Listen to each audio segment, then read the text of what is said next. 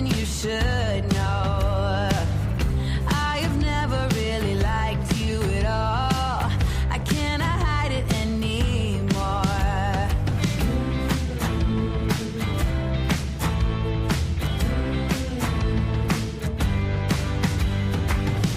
I've been thinking about the future, trying to forget about the past. So many ways that I could change for the better. Don't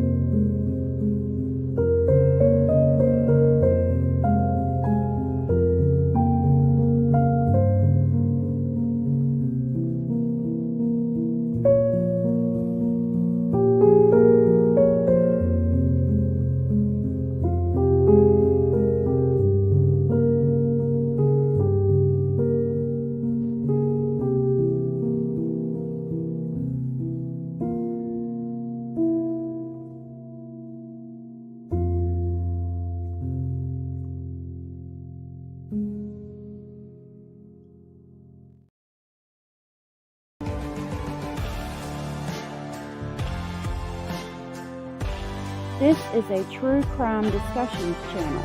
We speculate. This is all just speculation. Because it's true crime, it's for mature audiences only. There will be no children allowed, no exceptions. Everything on this channel falls under fair use. Please remember to like, comment, subscribe, and share. It's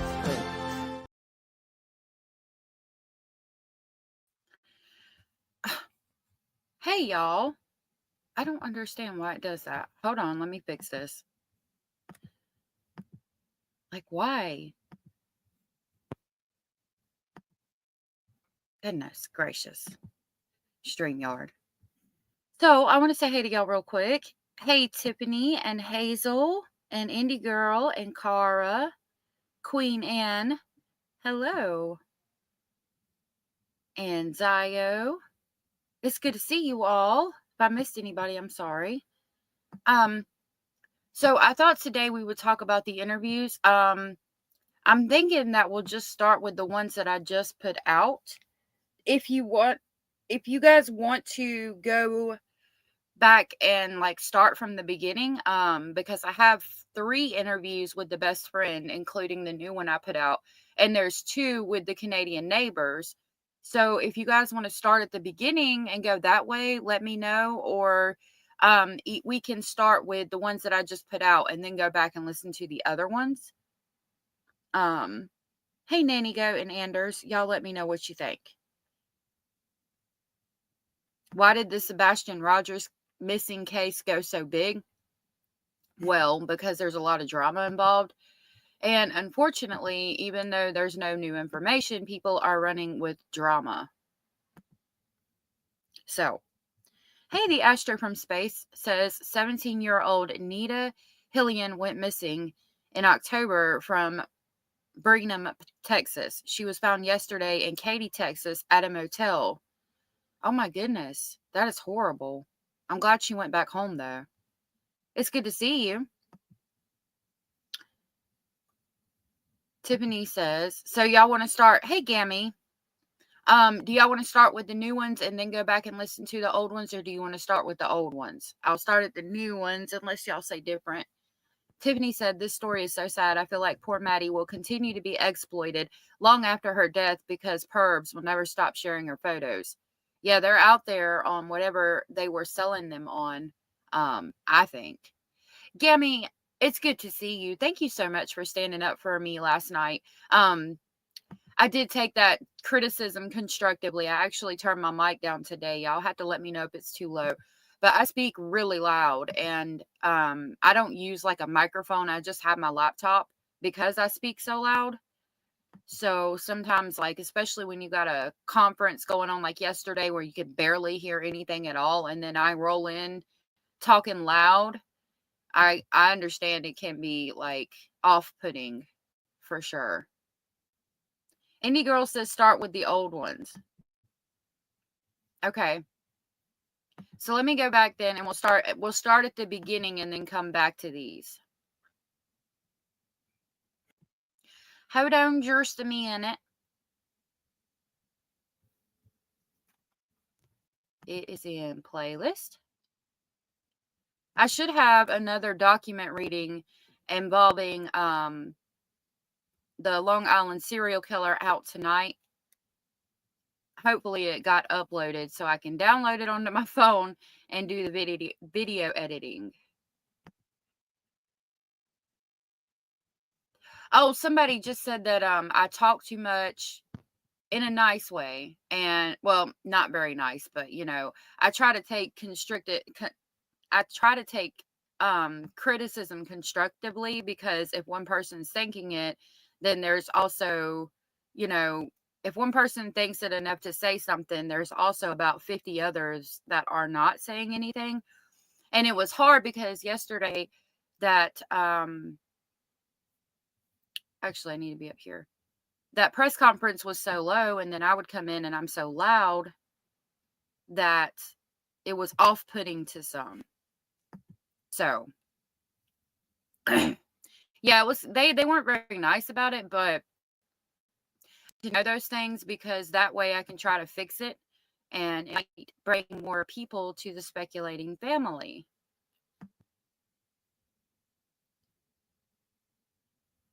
So this is gonna be 011313. I'm detective. This is the first interview with Madeline's best friend, and it happened at the school. So we're going to start with this one. Off-putting. Does it sound like I'm saying pudding when I say pudding? Well, yeah, I guess so, because I said pudding. That's funny. Yeah, with headphones, it can be brutal. Oh, thank you, Gammy. It's good to see you.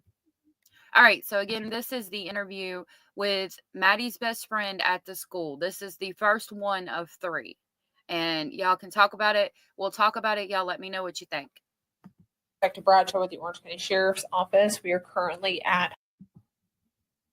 That's redacted. What's your first and last name for me? And I took that out. Like we discussed briefly before we started this recording, we're here to talk about your friend. Okay. And it's extremely important that everything we talk about today is true. And if you don't know something, just tell me I don't know. Don't make anything up. Okay. So I have to ask you a couple of questions. It's not to insult your intelligence. It's not to make you feel bad by any means, but because you're under 18, I just have to ask these questions. Okay. So tell you that the pants I'm wearing are white. Would that be the truth, a lie, or something else? A lie. Why? In these interviews, it was when I had first started and I did not take the redactions out. So there's probably going to be redactions in this one. This is what, one of the first videos I uploaded. So I do apologize ahead of time for that. Now I take the redactions out and just skip, cut that part out so it's easier to listen to. Hey, Sarah. I think so. I think it's Detective Payne. Why? Because it's a lie because the pants aren't white. Okay. So if I were to tell you that the chair next to you right here is like a green color, would that be a truth, a lie, or something else? The truth. Why? Because it's green. Okay. So it's important that we are always telling the truth no matter what. Okay. Can you promise that you'll do that? Excellent. All right. So tell me about your relationship with... I knew her since 4th grade. She came to school in the middle of the year in 4th grade. She was the new kid, so everybody kind of just picked on her and stuff. So the friend said that she came to school in the middle of the year in 4th grade. And my question was, if they've lived there for most of their life, why is she coming there in the middle of the school year in 4th grade? Because from what I understand, Juan owns the apartment, which is Madeline's granddad or Jennifer's stepfather or father. I think it's the stepfather. So why is she coming in the middle of the school year in 4th grade? I think this was 6th or this is 6th grade now that she was in, or 7th. But that was weird to me. She was in a different class than me. She got picked on a lot by people that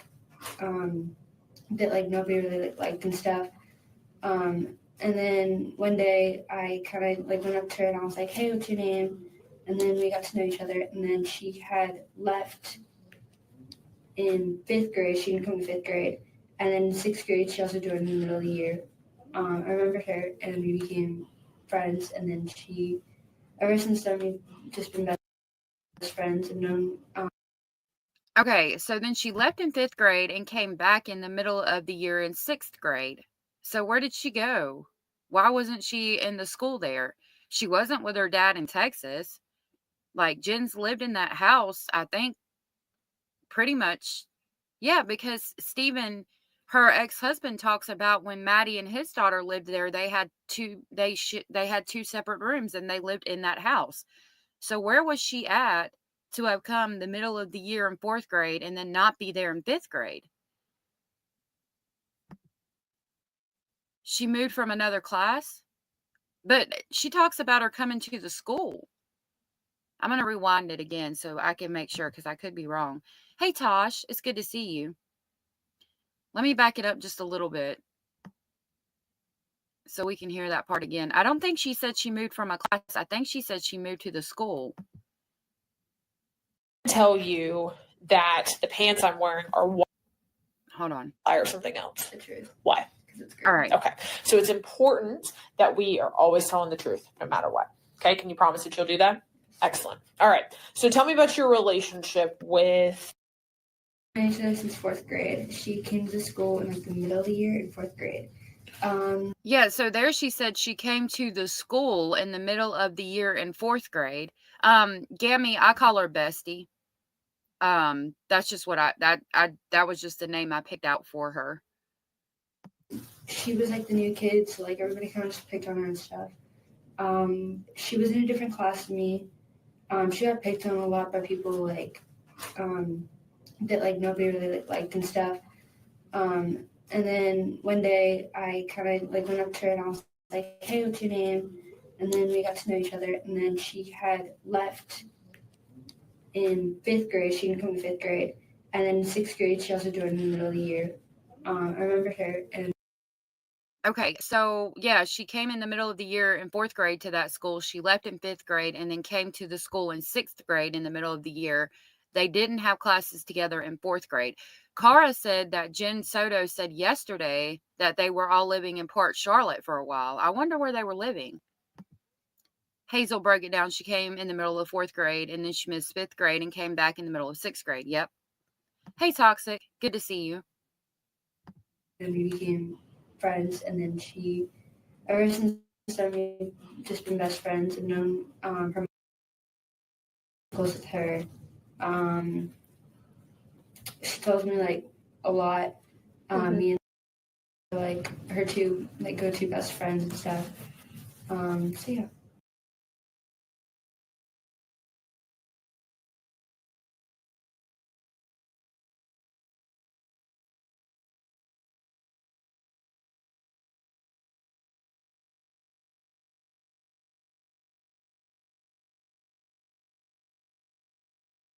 Okay. So you've known 4th grade. What grade are you in now? 7th. 7th. Okay. So about 3-4 years or so. And when you say she tells you a lot of things, what do you mean? Like she'll tell me like stuff that's going on with her family. Anything really that like kind of like involves her, like if. So I might have been muted. I was reading where Cara said that she might have been living in Port Charlotte. I'm just wondering why, like where they lived at in Port Charlotte, because as far as I knew, her dad owned that apartment the whole time and they lived there the whole time. So where were they staying in Port Charlotte? And I said, hey to Shaboogies. It's good to see you. And Toxic, hey, in case you didn't hear me earlier. Like to get into a fight, she would go tell me about it on call and stuff. She had never told me about anything about her running away other than her saying if she were to run away, she'd go into the woods and find a place and stay there. Okay.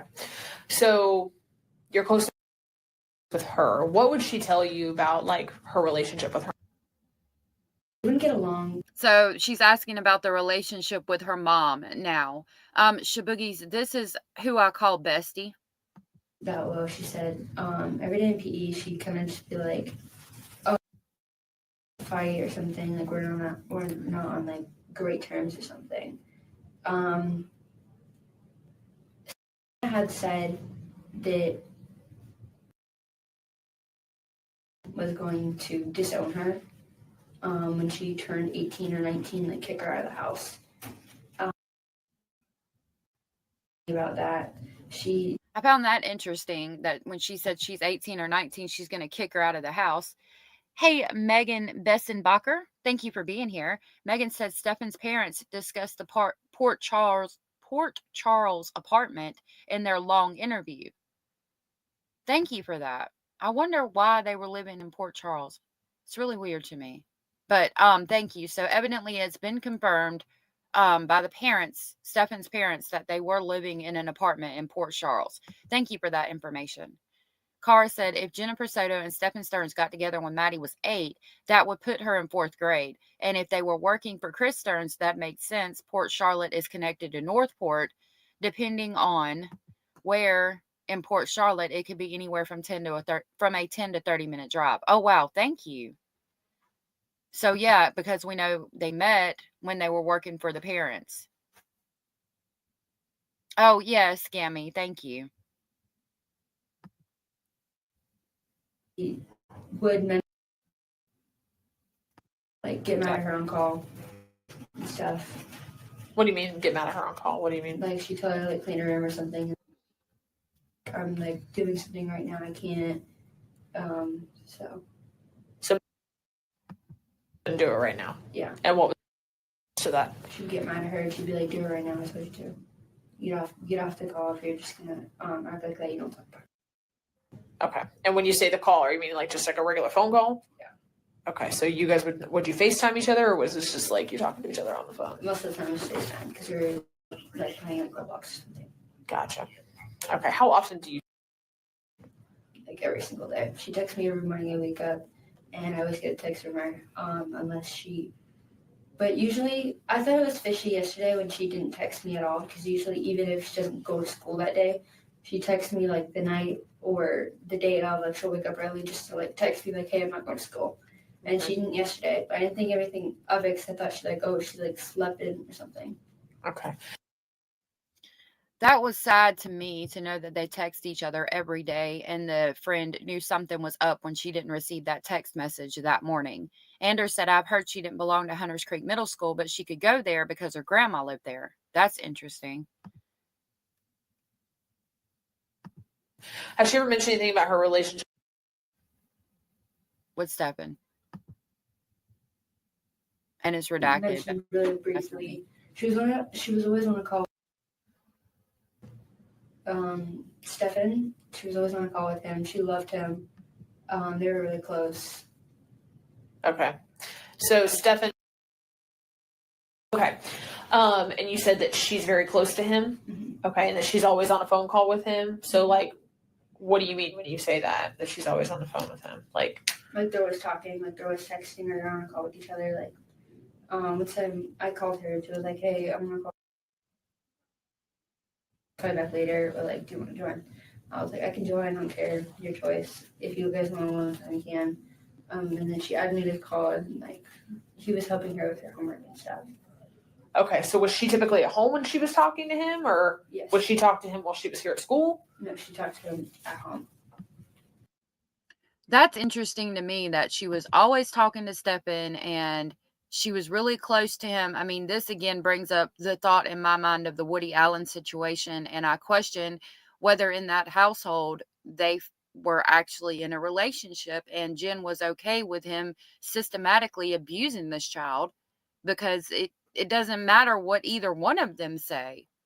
First of all, if a man tells you that he wants to date your daughter who's 8, get him the F out immediately. Second of all, she's a child. She can't say, "I want to be with this person," and it be accept. It's not accept. No. So that's weird to me. The whole conversations with Stefan all the time, she was really close to him and all of that. I don't like that at all. Shell, thank you for being here. Shell said she hit the thumbs up. If y'all don't mind, please hit the thumbs up. Thank you. Megan said poor baby thought she loved him. Yeah, she was twisted and made to believe she loved him. And I feel like, allegedly speculating, that it was normal in that household, which is even worse. Does he not live in the home? No, but he visits a lot. He recently moved out. Why did he move out? I have no clue. She didn't tell you anything that happened. Do you know when he moved out of the house? I don't know the exact date. Okay, and she didn't tell you why. Did she ever tell you about?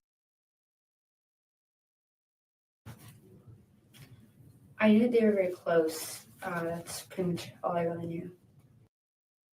Close. Okay. So sometime recently he moved out and in contact with him on the phone. How often would you say that she talks to him? Like 3 times or like 2 times a week. On Okay. call, and then like she'll go text him. She'll text him? How often does she text him usually? Do you know? I have no clue. Okay. And when she's calling him, is it usually in the afternoon, the morning, evening, something else? Like somewhere between like the afternoon and night. Okay. Does she say what they would talk about? No. Okay. What was your vibe on their relationship? Like, what did you think about it? I liked they were very close. Like he was always interested in like everything that was going on. Like she'd tell him like stuff that's going on at school.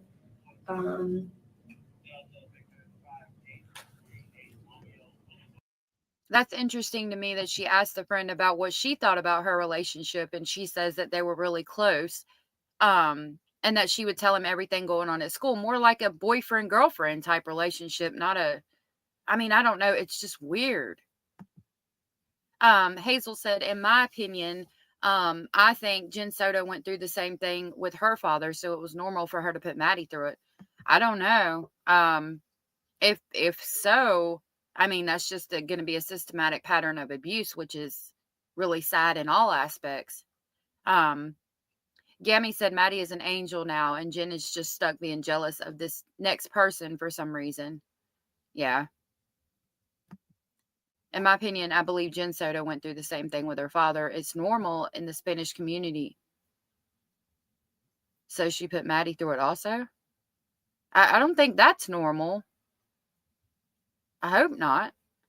I was reading some of y'all's comments, but yeah, I don't know. I find it weird. I think the friend picked up on how it was weird as well, but at the same time, it could have been just a stepfather with a stepdaughter, in her eyes. So she didn't think anything of it. She didn't know about all of the other abuse going on, But I think she found it weird that they were so close. I don't know, she briefly talked to him on the phone with me on the phone too, that I knew of. I don't really know if it was saying stuff. All I knew is that she would tell him what went on at school. Okay. Did she ever disclose to you that? Y'all, I don't think she meant that it's normal in the Spanish community. I don't think she meant that. I think she was trying to say something else. Like we were talking earlier about how the family unit is important in the Spanish community. And I think that's what she was referencing, not that, parents with their children. So I think she was just saying that Jen was, if Jen was abused, maybe she thought it was normal. And so that happened with Maddie. But as far as the Hispanic community, I think she just means that it's a, a lot of family values and family unit. I think that's what she meant. Hey, Hobby Farmer, and hey, Miss Bambi Lee, thank you so much for being here. That he said or did anything she felt that was inappropriate? No. Did you ever witness anything that you felt that was inappropriate that he said or did or anything like that? Okay. Have you ever been at the house when he's been there? One time. Okay. Tell me about that interaction. They picked me up from my house. I don't remember if it was a weekend or a weekday. And I met him, and then he went upstairs. When I came, he was like, "Hey," he said, "Nice to meet you." And then he went upstairs because he just came down for water and then went back upstairs. Gotcha. Okay. How old is he? I have no clue. That was important to me. She asked how old is he, because there's been cases, I can't think of one off the top of my head, but where in the situation, there would be an adult with a minor, and the minor would think that the adult was maybe 17, 18 or something, and then find out that the adult is really a 48-year-old man. So it was important to me, that stood out to me, that she asked the friend how old Stephen was, because of course normally you wouldn't know how old Stephen was, but if there was something like that going on, then maybe he introduced himself as being 18 or 19. So that's what I think is the reason why she asked how old he was. Who normally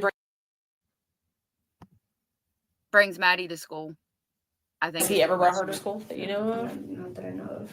Okay. Do you have a reason why he would have brought her to school? But you don't know of a time that he's ever brought her to school. Shift work. She's a sub here, and then I don't know if she still is. And then she also works at Disney. Oh, okay. So now that he is no longer in the home, who else lives in the house? Miss Bambi Lee said, I watched Strategic Eyes video, and I believe the last interview the friend had the the friend had. The detective seemed like he felt the friend was holding back some information because the mom chimed in. Yes, I have that interview. I just put it out last night. We're starting at the beginning and then going back to that interview. That's what we're going to do today. And we're going to do the same thing with the Canadian neighbors. But yeah, that's an interesting one as well. A couple roommates and then her mom and her. They're roommates. Who are those people? I have no clue. Have you ever met them before? I met one of them, but I don't really know them. Are they like a couple? Like, No. are they like males, females? There's like one kid that I think is like in 6th grade or 5th grade. I don't know. There's one little Hey, Overprotected, thank you for being here. kid there. And then I think the rest are all girls. I think Stephen was the only boy. Okay, so is it like another family that's living in there with them? I think it's just people that's close to them that can't find a home or don't have enough money for a home. They keep. Oh, they kind of all stay together. Yeah. I'm understanding. I got you. Okay, cool. So, when was the last time that you texted you, either one? I was at on Sunday, this previous Sunday. So that would have been 2 days ago. So the 25th? Yes. Okay. And then so you physically went to the party? Yes. Okay. What time did you leave the house? Like around 7 p.m.? Yes. Okay. And then did you talk? No. Did she text you at all after that? We went to the park and I know she had brought her phone when I was still at the party, so I texted her like, hey, did you bring her phone? She never answered. And then when I got home, she saw the text and she was like, what is this? I was like, oh, we were at the park. I didn't know if you brought your phone. She was like, oh. Okay. So then you said she normally will text you in the mornings when she gets up. Yeah, she'll text me good morning and then she'll send me like a whole bunch of Instagram reels or YouTube reels. Gotcha. Or YouTube shorts. What did she text you yesterday morning? Cara said, I agree with Strategic's thoughts that this was happening when Maddie was even younger than 6, just from his experience in the field. That's interesting. I'd be careful saying that unless you have evidence of it, but that's interesting. Taking into consideration that Stephen said I wasn't the first one that started it, or I wasn't the one that started it. So it's very possible. Hobby Farmer, this was before they found the body. This was the day after she went missing at the school. And Hazel said, what age was Maddie when Grinch Face and Acid Body got together? I think she was 8, and that's when everything started as well. Morning at all? No. Did she call you at all? No. Did she send you any Instagram reels? Anything else that you were talking about? No, which is what I thought was fishy. Okay. Did you ever try to call her or text her or anything? Yes, I called her. And no answer? No answer. Okay. And that's completely out of the ordinary for her? Yeah. Okay. So then you come to school. Mm-hmm. And what happened? I got to school and me and our friend group were kind of just like hanging around, like kind of where the entrance is, waiting for her to get to school because she's a walker. So we kind of just like waited near the entrance for her to come in. We were already on campus. We were already like in like the gates and stuff. We were kind of just like waiting for her to get there. And then when she didn't show up, we were like, okay, sometimes she'll like wake up a little late and then she'll come during first period. And she didn't, so I was like, okay, she might be like sick or something. Everybody kept coming up to me and was like, where is she? Where is she? Is she okay? And stuff. I was like, I don't know, like, she's probably just sick or something. And that's what I kind of told everybody, that she was like sick or that she kind of like slept late and wanted to go to school. Right. So. Does she miss school often? No. Is she sick frequently? Yes, but she still comes to school. Okay. Hobby Farmer said, this child will not betray her friend. She is not forthcoming. Yeah, I think she doesn't want to betray her friend, but she also wants to help. So she does give information. The second interview, we get more information, and it's after Stearns has been arrested that the second interview takes place at the parents' house. Toxic said he didn't start. He he is saying Maddie was flirting with him. How can you possibly think a young child is flirting? Yeah, I don't know. That's sick. I wonder if he was saying that Maddie was flirting with him. I wonder if that's what he meant. They got together when Maddie was 6, but it was friends with benefits type. Oh, okay. Thank you for that, Cara. Yeah, those questions, there are going to be questions about ladies' menstrual cycles, just to let y'all know. Not in this one, but the next ones. Sick frequently, but she still comes to school. Yep.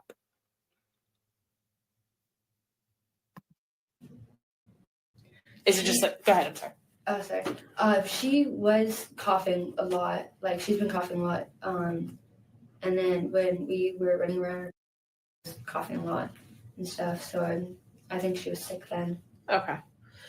But she didn't mention to you anything about not coming to school yesterday? No. Okay. Has she ever mentioned anything to you about wanting to run away? Other than the woods. Okay. And tell me about that. We were we were at Recharge. We were walking around the bus loop, and she was like, she was talking about a gator, and then she was like, it'd be like so cool to do. And I was like, what? She was like, if we like ran into the woods, like, that trail behind school. I was like, yeah. She was like, it'd be so cool to like go there and just like build a little house. And I was like, the woods, like with like animals and stuff. And I was like, where are you gonna get this like wood and stuff to build this house? And she was like, I don't know, I'll figure it out. And I thought she was joking and stuff because she kind of like smiled when she did it. So I thought she was joking, but I didn't take her seriously. And then That's sad to me. I know her mother stated she was talking about like if there was a World War III or something, but to plan it out like, I'm going to go stay in the woods behind the school, where you're going to go. Of course, as a child, you're not going to be thinking about the price of lumber and what it's going to take and all that. But for her age to have planned it out to the extent that she did was really sad to me. And it told me that she's just trying to get away from everything and everyone. Toxic, I would think it'd mean like a cold or her anxiety acting up. Yeah, I've always been into forensics and stuff too, but it's just really sad. I think that she wanted to get away from everybody and everything, and no matter what happened, she couldn't. We know that she was doing better when Stefan was out of the house, yet her mother lets him come right back in the week that this happens. So nobody was looking out for Maddie, in my opinion. When I found out she was missing, that popped into my mind, and I told my dad, and he was like, and I will go out looking for her. So my dad didn't come home till late last night trying to find her. He was in the woods. He went to every single park. Went to the park we went to. Everywhere he could look. Your dad went out to the woods last night? Yeah. He didn't find her. Okay. So I was happy to hear that her dad went out and tried to find her. Any girl said, imagine she didn't even have time to rest. Poor Maddie. Yeah, we heard about that yesterday, how she had trouble sleeping and then find out what Stefan was doing to her while she was asleep in the end of the second reading of the murder indictment. I'm just like, I want to choke him. There's so many things I want to do to Stefan that I can't say here on YouTube, but I would if I had the chance, best believe. Has she ever mentioned to you about, like, I know you're saying she was just joking, oh, it'd be cool to run into the woods and build a house, but did she ever say, like, I really want to run away or anything like that? No. Nothing to that context? No. Did she ever talk about how she didn't want to be at home anymore? She didn't want to live at home anymore? She would kind of talk about getting a house or like getting an apartment. She's older though. Okay. And I know you had mentioned something about she was going to kick her out or disown her. Why would she say that? Because they were fighting a lot, I guess. I don't know. Do you know what they were fighting about? Okay. Probably something like stupid, like, hey, go clean your room. She just like didn't want to do it. Okay. See, that's interesting to me. I want to know why Jen kicked Stefan out.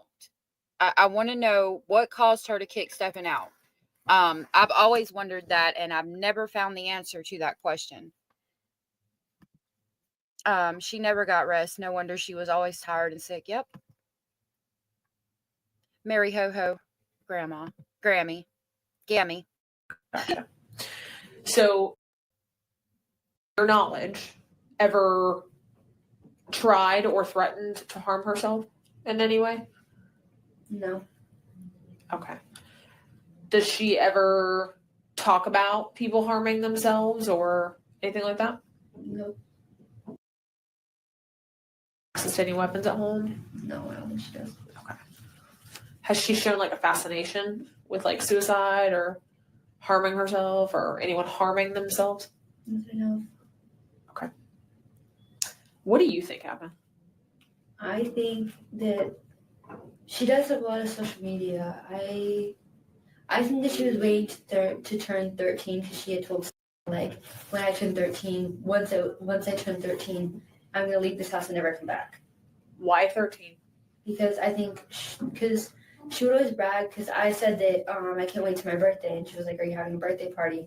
I said no, and she was like, "Oh, I get a whole bunch of money, like $500 something dollars on my birthday. You know, like that's like so much money." And I was like, "Yeah, like I get money, but like not like that." And I don't really like having birthday parties because the last birthday party I had was so much drama. So then she was like, "Oh, okay." She would always talk about getting money for her birthday, and then when I showed up to her and I didn't give her money, and I already had given her a gift, I brought it to school. She kind of got mad that I didn't give her any money or anything. And I was like, "I spent money on this. I didn't physically give you any money though." And then when we also got there, I was like, "How many presents did you get?" And then she was like, "I barely got any money yet. Like, I'm kind of mad because like I want more money." And then I was like, "Oh, why?" And she was like, "Well." So she's explaining what she thinks happened and why she thinks Maddie's waiting until the age of 13. And we're going to hear more about the birthday party in just a minute. Hazel Eyes said, excuse me, a child molester typically attempts to justify his behavior to the police. He might claim that he cares for the children more than the parents do. And actually, that's true. I've heard of that a lot. That what he does is beneficial to children. In other cases, he might claim he has been under tremendous stress or has a drinking problem.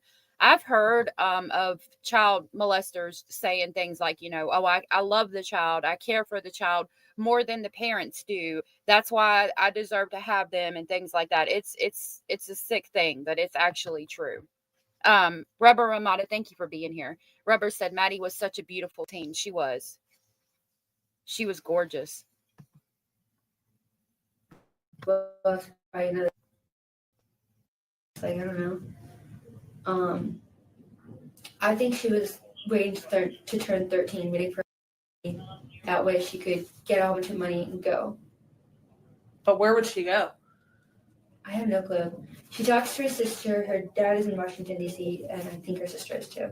Her and her sister. So she's basically saying that she was trying to get up enough money to be able to run away and do something when she turned 13. So she was waiting for this birthday party so she could get enough money to be able to run away and support herself. Nanny Goat says, sounds like they had previous conversations regarding the desired money. Yep, I think so. And thank you for being here. Yeah, I think she was trying to get enough money at the party to be able to run away. Sister are close. I went over to their house. Like, I went over to the mom. No, Her biological sister? Yes. Okay, go ahead. I went over to her grandparents' house, and she was on a call with her sister. They seemed close. They always play Minecraft together and stuff. How old's her sister? And I think like the last time I think she mentioned her, I thought like 15 or 16. She's just a couple years older. Yeah. Got it, okay. So she said she was upset because she didn't get a lot of money. She wanted more money. Okay. But she didn't mention what she was going to do with that money other than just, hey, possibly buy more presents. Yeah. Okay. Does she talk to a lot of random people on social media? On Roblox, yes. She would go in like role play games, and she'd role play with them and talk to them online. Okay. I had a Roblox account. I showed Miss McConnell. She had not texted anybody. She has 51 friends on it, but it didn't say anyone has texted her in like a while. And most of them were like just people that she had friended or the people that had friended her. Mm-hmm. I don't know, it could have been like a game or something. They joined the game and that they talked on the game about like where to meet up. Has she ever met random strangers like that? Like outside of the house that you know of? Not that I know of. Okay, she's never told you about any of that. Has she ever told you about any inappropriate conversations that she's had with older men or older women on any of these social media accounts? No. Has she ever told you about maybe sending any inappropriate pictures or somebody sending inappropriate pictures or items to her on any of these accounts at all? Nothing? Okay.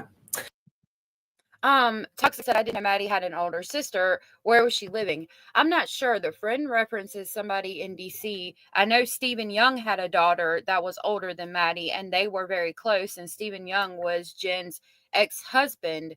That's the only sister I know of, but there could be another one that I just don't know of.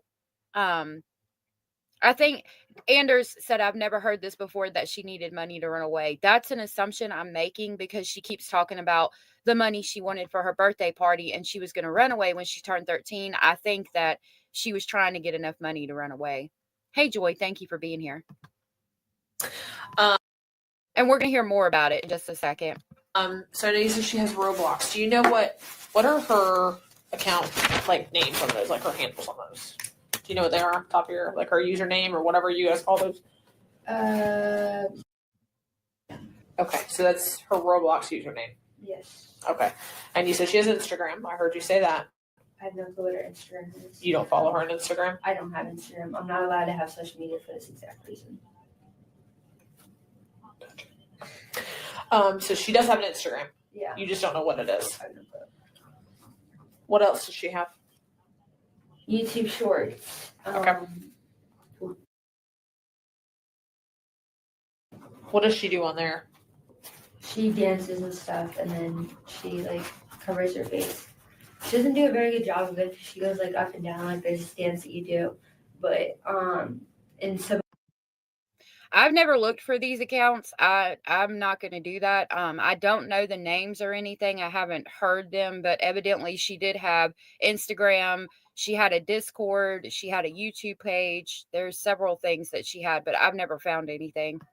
some of them, like I'll go on her YouTube Shorts account and she'll forget to like put the emojis on her face, and I had texted her like a few times like, hey, I just went on your thing because I get notifications if she does it. Mhm. And I was like, hey, you forgot to cover your face in this one. And then she was like, oh yeah, I forgot. She was planning on doing it at 200 subs, showing her face. Why? Because I think she got tired of like, because everybody kept, I think some people kept commenting like, oh, show your face or something. I don't know. Okay. So Roblox, Instagram, YouTube Shorts. Anything else?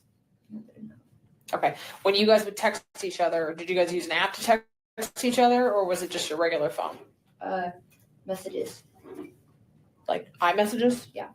So like just the normal text messages through the iPhone? Yes. You guys didn't use like WhatsApp or any of these other accounts? Do you know she had a WhatsApp or any other accounts that she could have had?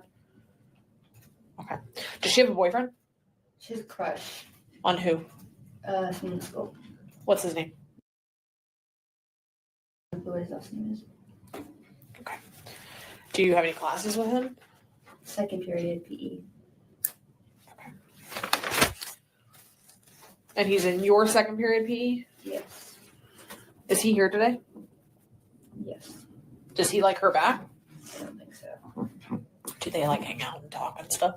They have each other's phone number, but he never answers her. She always texts him, but he never answers. Okay, so they don't hang out. That made me sad to hear that she had a crush and that he always texts her, but she always texts him, but he wouldn't answer her. Like, that made me really sad for her. You know, it's a normal, kids do that. It's normal and all, but it made me really sad for her. Real quick, I wanted to bring attention to the fact that Toxic said, I've heard rumors of the money she wanted to run away to, but I think this line of questioning is to get a feel for if she's really a runaway or not. And people just ran with it and ran with that as a theory. And you're probably right. I think that they're doing that questioning right now to see if she's run away as well. Because again, keep in mind this was the day after she was reported missing at the school, so they don't have a lot of information yet.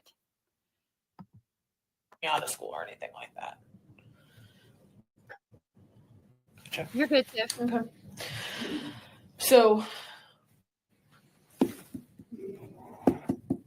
she didn't tell you about wanting to skip school or anything yesterday? Has she ever skipped school? Has she ever told you that, hey, we should skip school together, or we should go do this, or we should go do that? No? Do you know if she takes any illegal drugs or uses alcohol or anything like that? She has medicine. For what? She has ADHD.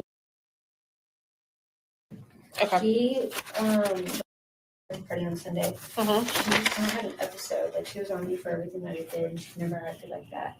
Like, if I would like do something, she'd get upset about it, or she'd get mad, or something like that. She has mood swings a lot. Like, she'll just like move from different moods really easily. I always thought she had bipolar. She never said what type of meds she took. I know she has ADHD meds, and I think they're bipolar meds too. The last time she took them was Valentine's Day. I picked her up to go to school, and she was running late. So I was like, hurry up. And then she was like, okay. So she gets in the car, and she's like, hey, sorry, I had to take my meds. And I was like, you're good. And then after that, the last 2 weeks, she said she had not taken her meds. And she would go around and tell everybody that she didn't take her meds. Why did she not want to take her meds? She said she forgot to, but I don't know. Okay. She did say that she kind of liked not being on her meds because she had more energy. Okay. Does she engage in any kind of like risky kind of behaviors that you would think would be a little bit inappropriate for her age? No. Does she hang out with anybody that you would think would be a little bit inappropriate, or somebody that she probably shouldn't be hanging out with? Okay.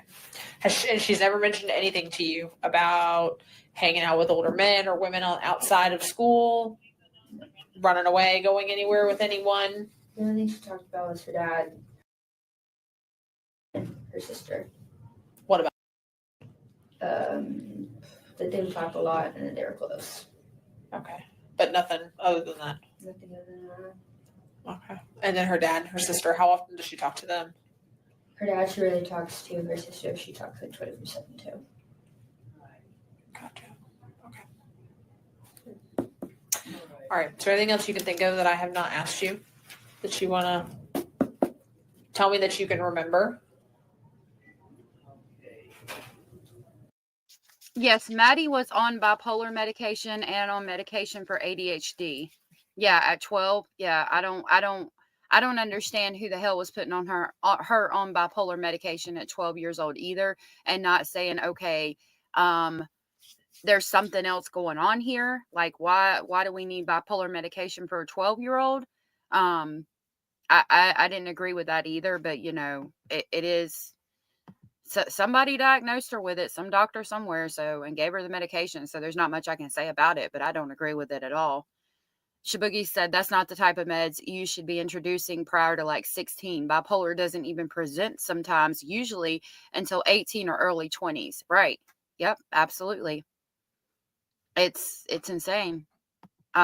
People say that they were drugging her and stuff. I mean, I can't disagree.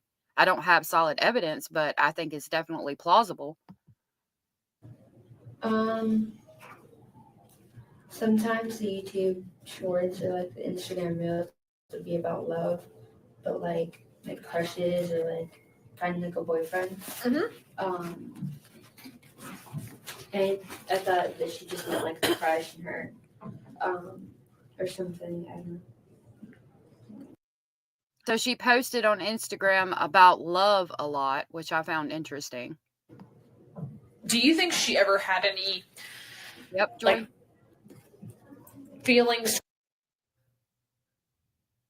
They redacted that. Okay. It didn't seem like that to you at all? Okay. What about with anybody else? Nothing. Okay. All right. All right, anything else you can think of that I have not asked you? I know we talked about a lot of things with all of this. I'm trying to think. So I'm trying to think. When I gave her my present, she kind of got mad and stuff, and she was like, she would take stuff really literally, like all the time. Like, she would kind of just take stuff out of hand or something, and then she kind of just takes stuff out of context and make it more dramatic than it is. Okay. Do you think that she acts out for attention sometimes? Probably, yeah. Okay. So I know I go back to the whole, like, what do you think happened? Do you think that she just ran away? Like, what are your thoughts on this? Because you know her better than any of us do. Yeah. Right. So that's why we have to come and talk to you. Like, I don't know her. I've never met her. I know nothing about her. So based on what you know. Based on what I know. Nanny Goat, in my videos, there's 2 videos going over a 896 page indictment for Stephen Stearns, and it goes over all the police narratives. And I say, I reference the videos that I've already made. Like, I'll read the narrative, and then I'll say, if you want to hear the narrative, you can go to this video with this thumbnail. It's in the video section of my playlist. Or on my channel, it's in the video section. I will be getting another video out on that soon. Continuing to read through the indictment. I've gotten through page 340 something so far, and there are 2 videos out. Darlene, is it your birthday? Thank you for being here. Happy birthday. Is it your birthday? It's your son's birthday. Well, I'll play a song for you, for your son real quick. Hold on. I've got a thing for that. I got a thing just for that, for your son. I think it's pink, but it'll work. Hold on. Let me get it. Here it is. Happy birthday to you. Happy birthday to you. Happy birthday, happy birthday, happy birthday to you. Happy birthday to Okay. Happy birthday to your son. I don't know if I like that one. I might do a different one. So, documents are in As the Gavel Drops Discord as well. That's so sweet. Happy birthday to your son, darling. I think she kind of just wanted to be free and kind of just not live under, like, her. Was she, like, defiant? Like, didn't like to follow the rules? Sort of, yeah. Okay. I mean, it depends if she took her meds. If she doesn't take her meds, then she's, like, really crazy and she doesn't think. She just does stuff.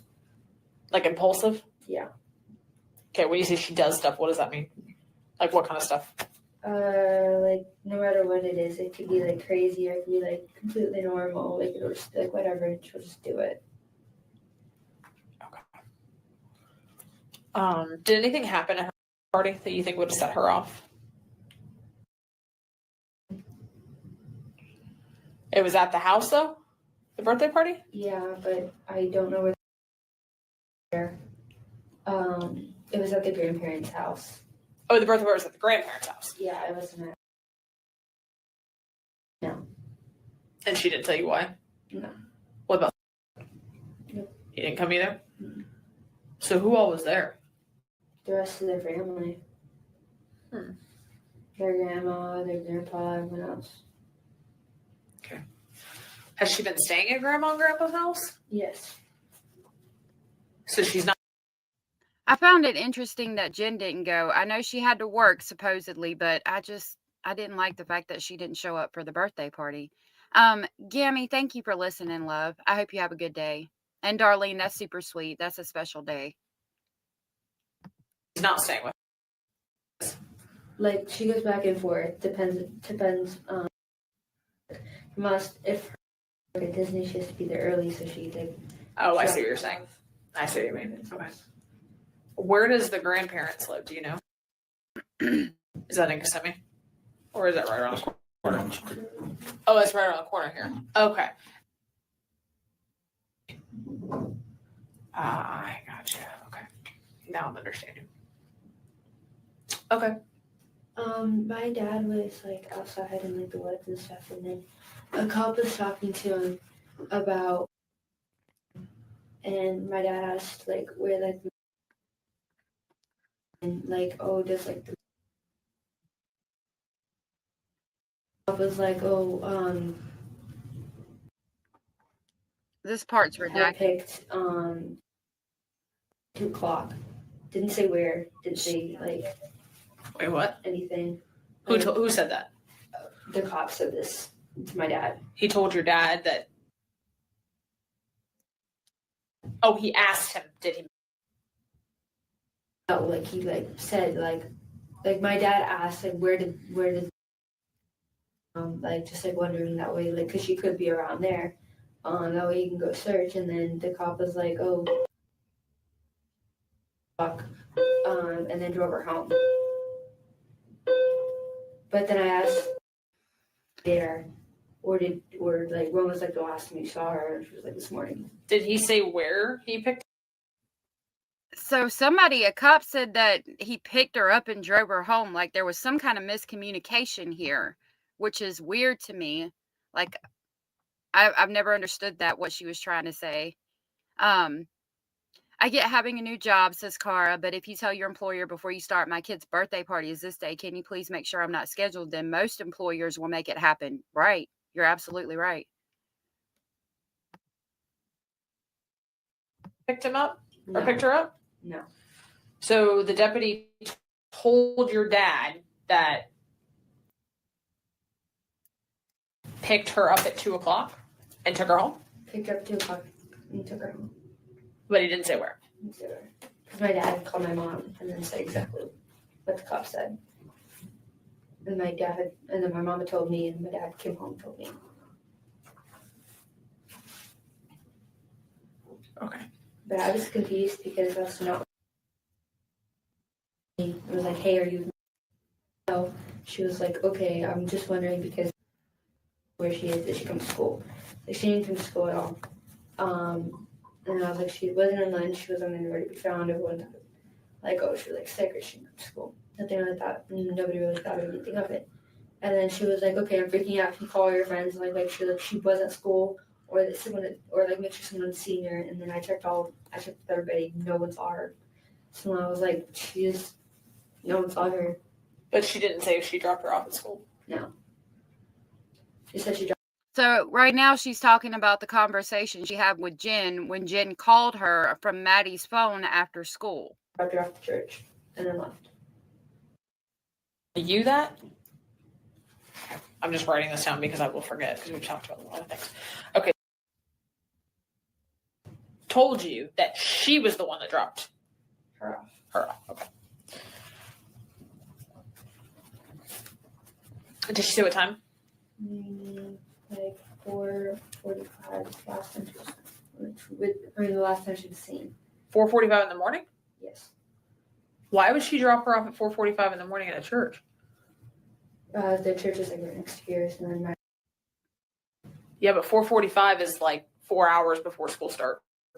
I mean, sorry, 8:45. Thank you. I'm like, hold on. Sorry. So does anybody else find it weird that we know Jen Soto was saying that she dropped her off at the school or at the church? Like she told the friend, Okay. she said several times that she dropped her off at the school and we dropped her off at the school when she's with Stefan. Like I've always found that weird. Why are you saying that? It's like she's covering for him, and that among other things, you know? So she...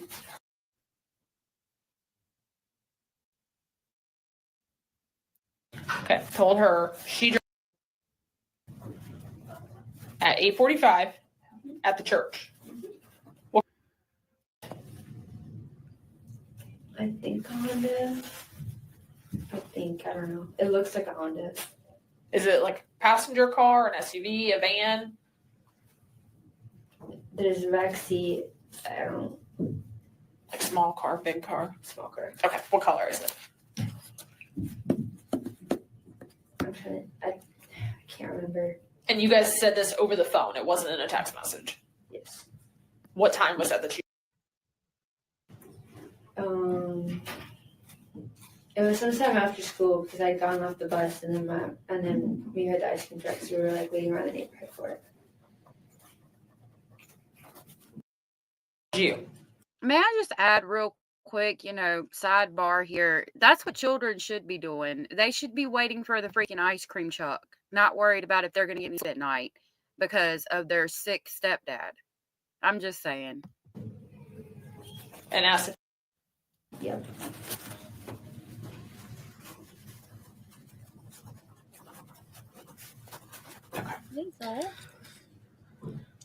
And then the woods that you say your dad searched, where are those at? Here. The ones that are right back out here? Okay. How long was he out there?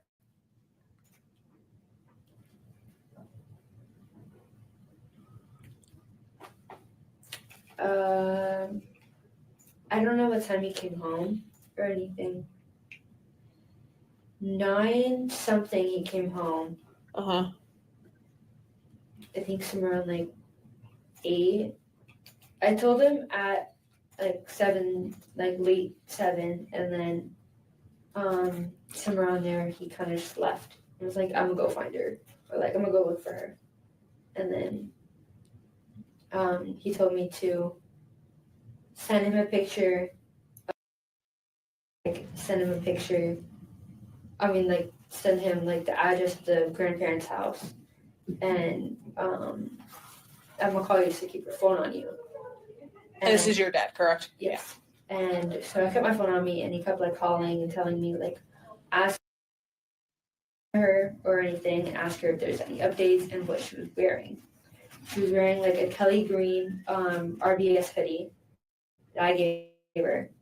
RBS, what is that? RBS is a company that my dad and my mom work at. Gotcha, okay.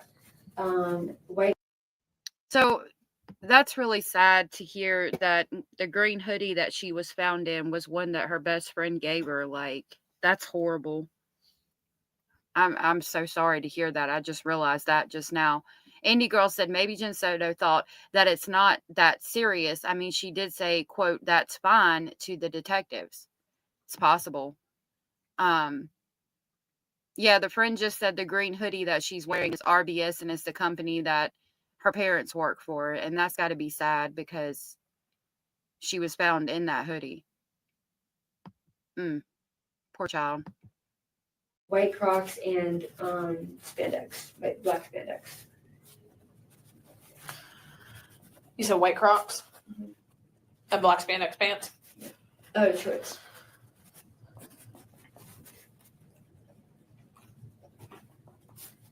I'm assuming you haven't heard today then, right? No. Not at all. So you haven't heard from her since Sunday night after her party? Yes. Which was the last time I saw her was when she had gotten mad at me because I didn't say goodbye to her family and I didn't like go shake everyone's hand and like tell her to say goodbye to everyone. Okay. So the last conversation was nice. So you don't know if anybody else had contact with her yesterday after Mom dropped her off at 8:45 at the church? No. Why? Because instead of going exactly a car line. Is that normal? No. I don't think so. You like straight dropped off in the front of the school. Okay. Car line. I normally off. Mm-hmm. Okay. But yesterday, for some random reason, she wanted to be dropped off at the church. I don't know if she's ever been dropped off at the church before. No, she just told me. Okay. Gotcha. Interesting. Okay. Anything else you can think of? I know we've talked a lot about a lot of different things here. Yeah.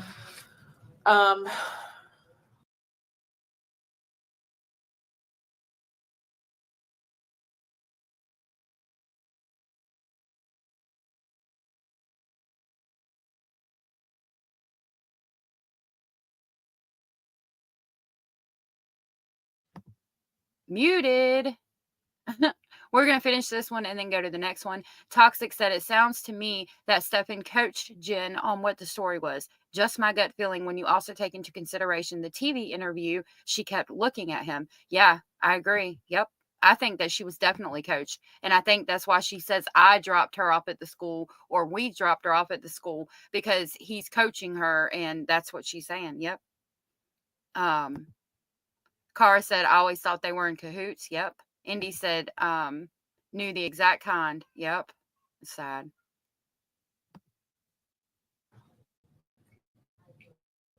Okay. If you think of anything else or anything that you think that is important, make sure that you have your parents call the sheriff's office. Okay. And we'll go from there. I mean, we're going to do everything we can to see, to find.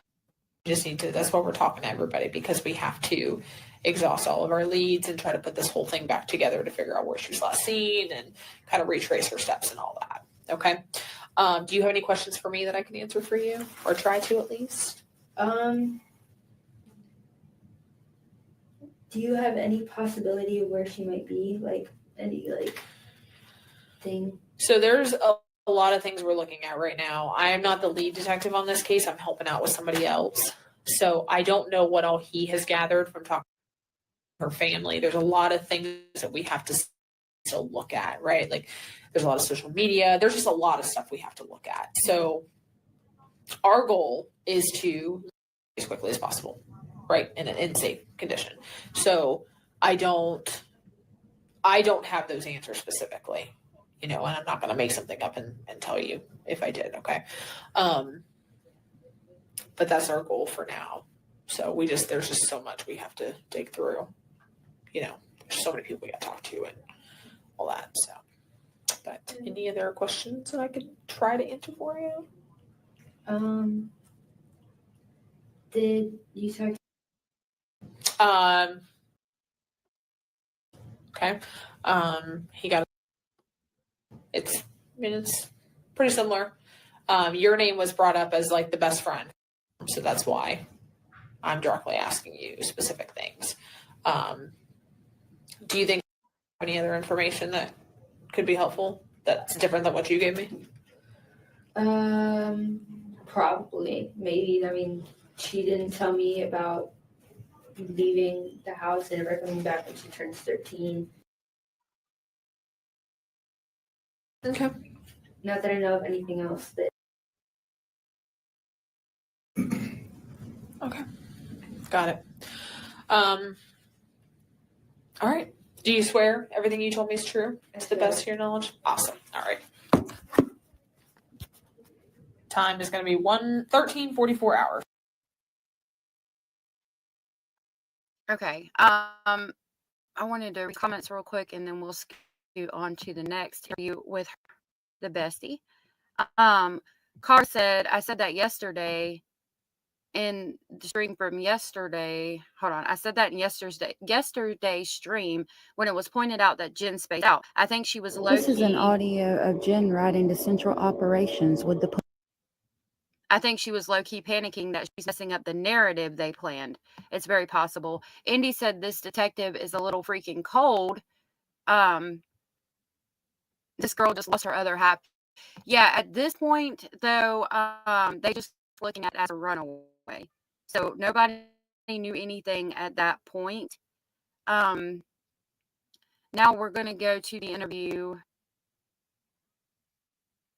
The second interview with the best friend. And at this point, Stephen has been arrested. But that's all we know at this point. And then the one I just put out yesterday is March 13th, which is going to be after the body was found. And a lot of people got upset about me putting these out and the interviews from the school and things. I hate when it does that. But I think it's important to get a perspective of Maddie and who she was with the person who's going to know her best. This is a follow. So, and then Toxic had said, that's what a lot of us think Cara and Stephen was continuously making his presence known. Absolutely. She lied to investigators, and there's proof that she lied to investigators. Immunity is gone. And there is proof that she lied. There is proof that she lied. And they almost called her on it, but then didn't, which is weird. All right, so this is the second interview with Maddie's bestie. Stefan has been arrested, but Maddie has not been found yet. Follow-up interview with Maddie. Hey, Mallory Beavers, thank you for being here. I just saw that you were here. And hey, Cozy, thank you for being here. Mallory Beavers said, hi, everyone. Jen Soto failed her daughter miserably. Maddie cannot receive full justice without her mother being held accountable. Yep, I agree with that statement 100%. Jen Soto protects Stephen Stearns at all costs, even at Maddie's expense. Absolutely. And we know that by the fact that she got him a lawyer right after she was hit with the CSAM pictures that go in the records that I read of Stephen Stearns' indictment. It tells us that the picture they showed her was of Maddie with Stephen's member in her mouth. Trigger warning. So you see that with your child and you're going to call, no, something's very wrong there. I'm not calling a lawyer. You might want to call Jesus. That's about all the help you're going to get. Maddie's best friend. If you see parentheses like this, that means that's what I think they said. I'm not real sure, though. If you figure it out and I'm wrong, let me know in the comment section below. So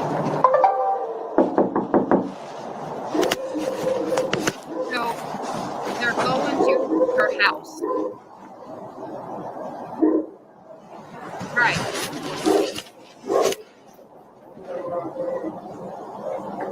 Oh, I'm leaving my dog up. Yeah, no worries.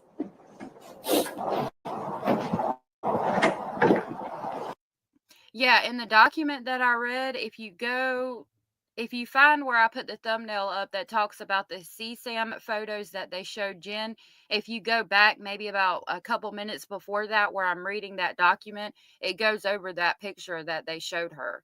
And it tells us that that was the picture they showed her. And she calls a freaking lawyer. No, like I said earlier, you better call Jesus because that's who you're going to need if you show me something like that. Hi. Hi, I'm a Detective Payne with the Sheriff's Office. Let me call. Okay. Yeah, I just need to speak to her again. Should be quick. No worries. I think she's home. My wife went to pick up my daughter's car.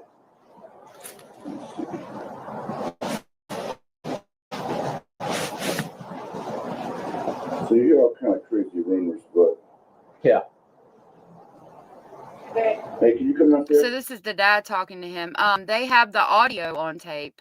I don't have the actual video, but the audio is on the tape. You can hear it. Like her voice doesn't change at all. And that's on my profile, the CSAM pictures of Jen that they showed Jen. Are you home? Yeah. Oh, I didn't know if you were mom. Okay, come downstairs for me. No, there's like a group chat that came, I think a message like half hour ago that said that the picked up in Fort Myers. Where he fled. The investigation's still ongoing, Yeah. so obviously a certain amount of stuff is I media. So obviously, unfortunately, she is the best. So they're asking, the dad is asking, so there was a group message about 30 minutes ago that said that you picked Stefan up in Fort Myers, that he fled, which I found interesting. I hadn't heard that he fled, but I don't think it's true because the minute he got hit, when we saw the video interrogation of Stefan, the minute he knows that they found out about the CSAM stuff, he's arrested. But what happened before that, I don't know. This is Bestie's dad that's talking right now. They're trying to get Bestie to come downstairs because right now they're at their house. Best friends, right? So gonna talk to her again. Hopefully, nobody else will have to talk to her, but should be pretty quick. Yeah. Hey, how you doing? I'm Detective Kane. You can call me Jeff. I stopped by school today, talked to a few other friends. Unfortunately, you weren't there. So, do you mind talking to me for a few minutes? Okay. I typically talk to people in my vehicle. I've been parked in that black Chevy. If you want to talk there, obviously we're not going anywhere. It's up to you. I'm not gonna let her get in the car by herself. Okay. All right. You mind if we talk out here then? Yeah. I loved that reaction. Like, that's a good dad right there. Not that the police are bad or anything, but he's like, yeah, you're not taking her to sit in your vehicle alone with her. That's not happening. You can talk right here where I can see and hear what y'all say. Hey, Liddy. Thank you for being here, love. It's good to see you. All right. Howard. Dad, do you mind going this way? So I have some privacy?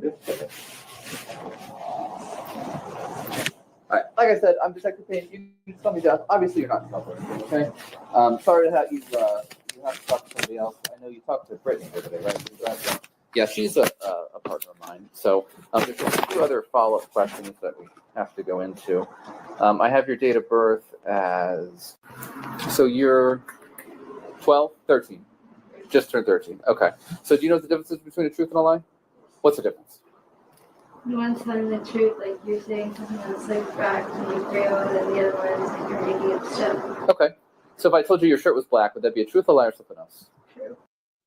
Okay. I did put transcripts into this to the best of my ability. I have later caught some flack about it being pink. And yeah, it is hard to read. I'll try to read it to you guys. Let me know if you're having trouble hearing or reading it, and I will read it to you. And why is that? Because it is black. Okay, so can you promise to tell me the truth? Yeah. Okay. So I know, like I said, I know you talked to Detective Bradshaw a little bit about everything that's going on. But if you can just kind of give me a summary, how well you call it? You know, I've known since 4th grade. known her since 4th grade. Okay. You think you guys were close? You guys best friends? How do you? She's my best friend. Best friend. Okay.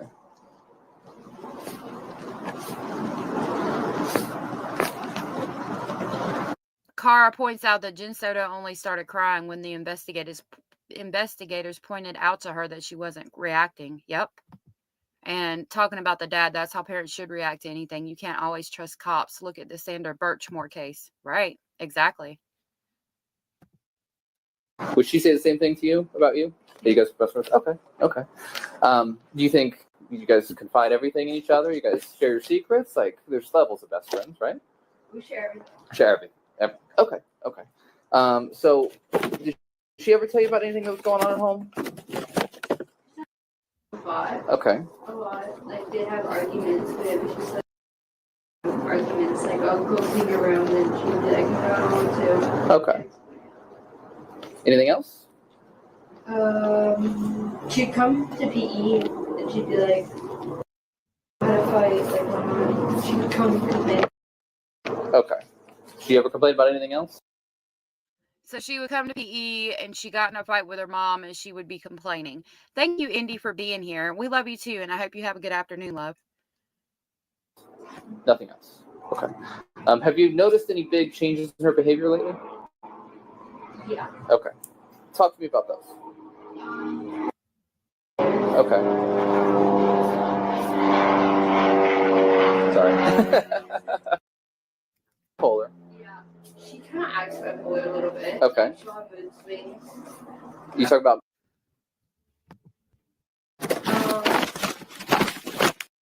Hey, Abellis, thank you for being here. Cara said I knew everything about my bestie at 13 and she knew everything about me. To this day, she still does. My best friend knew everything about me too at 13. It's good to see you. Abellis. Zio, you changed your picture. She takes medicine. Okay. She calls it medicine.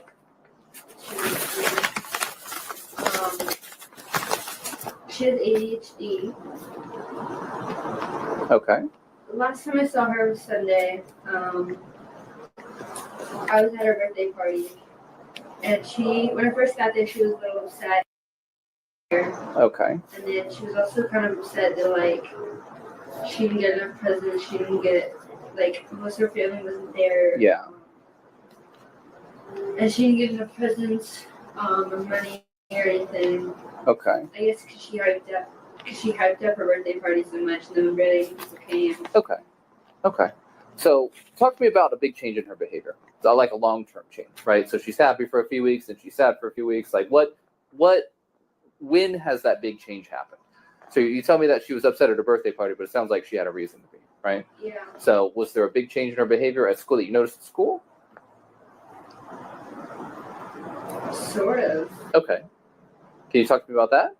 Yeah. Valentine's Day was the last time she started like this. The last time she took her meds. Okay. When she's on her meds, she's like nice. She's fun. She's caring. She's not snappy at all. Why'd she stop taking them? I'm guessing because she felt more free. Okay. Did she tell you that, or is okay? She didn't tell you why she stopped taking them? No. Okay. She would say that she forgot them. That she forgot to take them. Okay. Do you know exactly what she was on? No. Probably not. Yeah. That's Other than her ADHD. just ADHD. Okay. And then when she's off her meds, but she has been lately, she's very snappy. Okay. Cozy Constellation, I said hey to you earlier, but I called you just Cozy, so I didn't know if you heard me. Cozy said, I love that photo of her with the Photoshop wings. Yes, I caught hell about that photo. They were like, why would you make her look like a fairy? And when I informed them that actually her stepmom and her biological father made that photo, and I got it from their Facebook page, they were still upset about it. I love that picture too, and I think it's super sweet that her stepmom made that for her.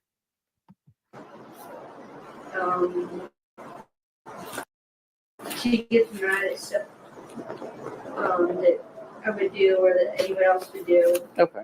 When she was off her meds. So. Did she ever talk to you about being depressed? He moved out in October, November, December, I can't remember. And then just come back in February that weekend. That was the first time he was coming to stay for like a week. I think it was December that he moved out, and then just come back in February to stay for a week. Depressed? Aww, Wanting to hurt herself or anybody else? I knew she went through a phase where she was very depressed. Okay. You're sweet. And she had a hard time getting out of it. When was that? She never told me when it was. She just Okay. like, She just told you I was depressed, or yeah. Okay. You don't recall being around her during that depression? Okay.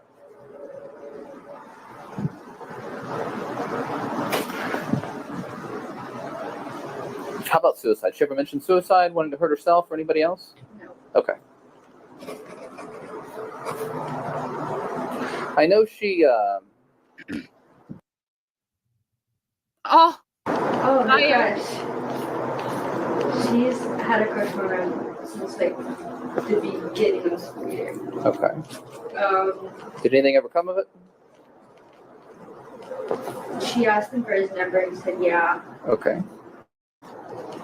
She would always text him. You said text him or sext him? Text. Text him. Okay. She would always text him and call him sometimes. He really answered the phone. Okay. He would never text her back. Okay. Has she had any other boyfriends? No. Has she shown interest in any other guys? She had a boyfriend before. Okay. He had two. He recently got out of a relationship like 2 months ago. Okay. He didn't go to our school. He got expelled from our school. He broke a kid's elbow. What's his name? You know what his last name is? No. Do you know where he goes now? White kid, black kid? Have you ever met him? I met him once. Okay. Is he your age? Younger? Older? Same age? Okay, so he'd be in 7th grade? He's either 12 or 13. Okay. You said he got expelled for breaking a kid's elbow?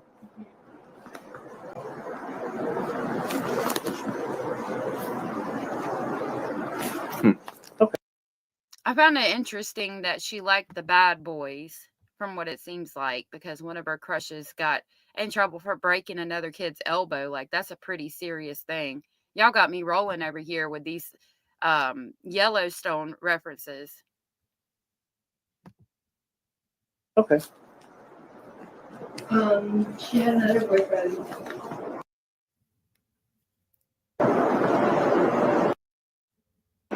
Does he? Yes.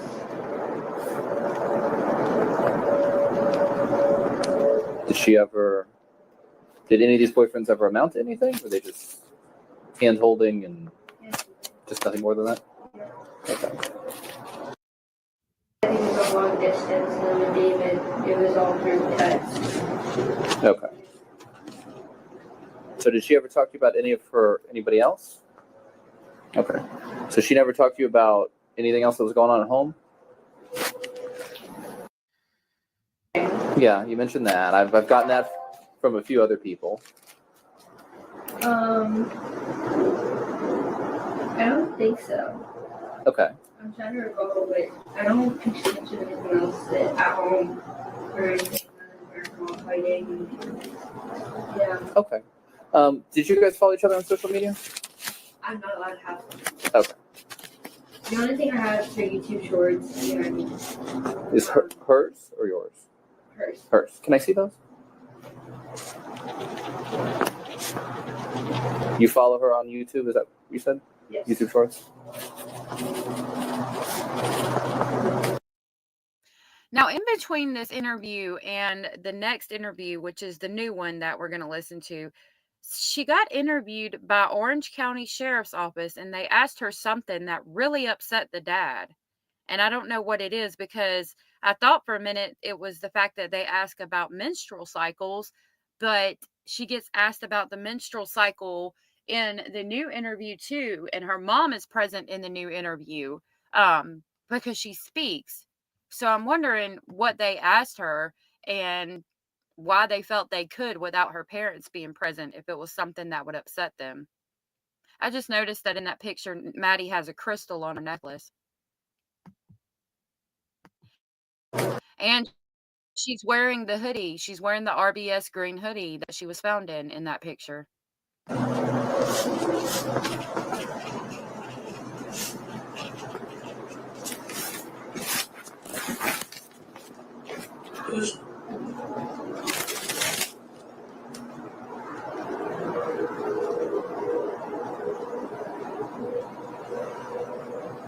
How often did you go? Every single weekend. Every single weekend? Okay.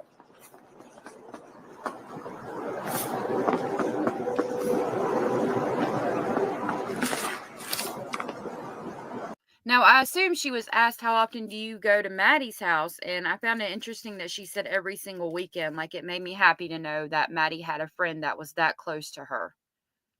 I hope y'all are all okay.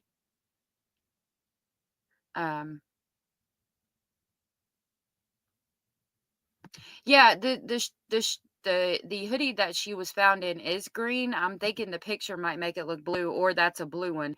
But I know it's the RBS hoodie because she talks about the Kelly green RBS hoodie. So maybe that's a navy blue version of the RBS hoodie, but it looks like, I know it's an RBS hoodie. The friend said it was Kelly green. I don't know if it's like the tone is off in the picture or that's a blue one, but it's definitely an RBS hoodie, like the one that she was just mentioned.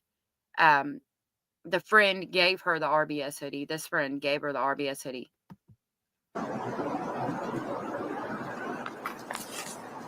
Did you have any anybody else that lived there? If you want to still work on this video. Thanks. I met Stephen once or twice. I met him once, and I shook his hand, and then he said hello to me. Stefan is. You said you only met him once? I only met him once. Okay.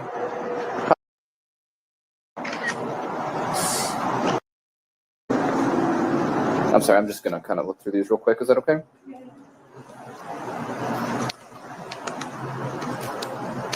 She said she was going to show her face at 200 subs. She was going to what? I'm sorry? Show her face at 200 subs. At 200 subs. Okay.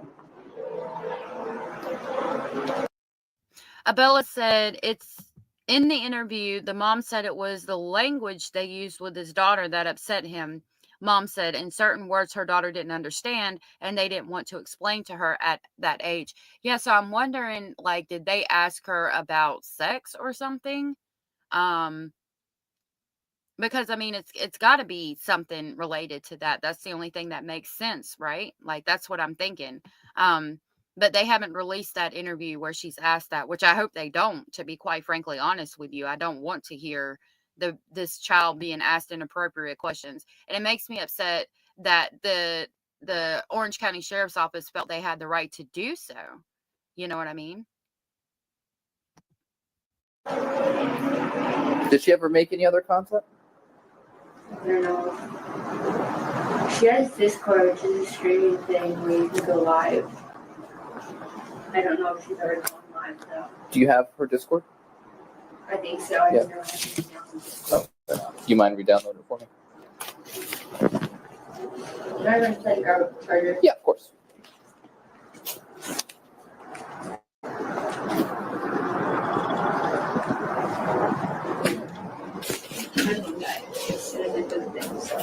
I saw it was low, but if you don't mind plugging it in so we can try to get Discord downloaded. Okay. Oh, yeah. Every single morning she would wake up and she. So it says, yeah, the cops asked flat out, is Madeline a virgin? And he mentioned sexting. He sounded like he was interrogating this girl. Yeah, and that's in this interview. So yeah, now I remember he did ask her about that. So I wonder, yeah, that's got to be it then. Maybe it's this interview.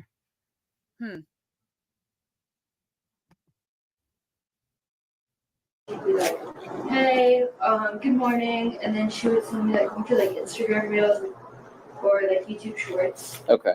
Monday morning, she did not. Okay. Even if she were like sick or something, or she were to oversleep, she would still text me in the morning. Okay. So that was always. That was She was, always. okay. She would always text me in the morning and stuff. Monday morning, I thought it was suspicious that she didn't, but when she oversleeps, that's the only time she doesn't. Okay. But she'll still text me like when she gets up. she'll wake up. Okay. And then when I got off the bus and like I turned on my phone and she didn't text me, I was like, okay, something's up. Okay. Did you reach out to her at that point, or I called her. you called her? Okay. Did she answer? Or? Okay. You said that you met once. Mm-hmm. What was his name? I'm sorry. Stefan. That's what they call him. Okay. Stefan's. Do you have any pictures with Stefan? Anything like that? I think it was either Sunday night or into Monday morning that whatever happened. At this point, he's been arrested. He's just been arrested and it's been, announced on TV, but the body hasn't been found yet. Like that? You guys going out and doing things? Just casual pictures, anything? I had two pictures of him that Okay. I had tried to find last night. Okay. When I heard he was arrested. Uh-huh. I went through all of our text messages, all of our photos, Yeah. videos, and every like group chat or anything, but it was like completely like erased. Couldn't find them? I couldn't find them. Okay. Now this is interesting to me because in an interview, and I'll pull it up tomorrow, or I'll make a video about it or something, but there's an interview where the police are asking if Jen is accessing Maddie's phone and going through and doing things on her phone, and Jen was. So I'm wondering if after Stefan got arrested, because she states that they were on there until after he got arrested. So I'm thinking that Jen accessed that group chat from Maddie's phone after Stefan got arrested and deleted the pictures, which is weird to me. Now, that's just a speculation I have from putting the interviews together. But once I heard that officer ask her why she's going through and accessing Maddie's stuff and telling her not to do so, because when she does that, they think it could be Maddie. And then I find out that all of a sudden 2 pictures of Stefan that the friend had in a group chat are mysteriously missing. The only person that could have deleted them is Jen from Maddie's phone. So I found that really interesting. That's okay.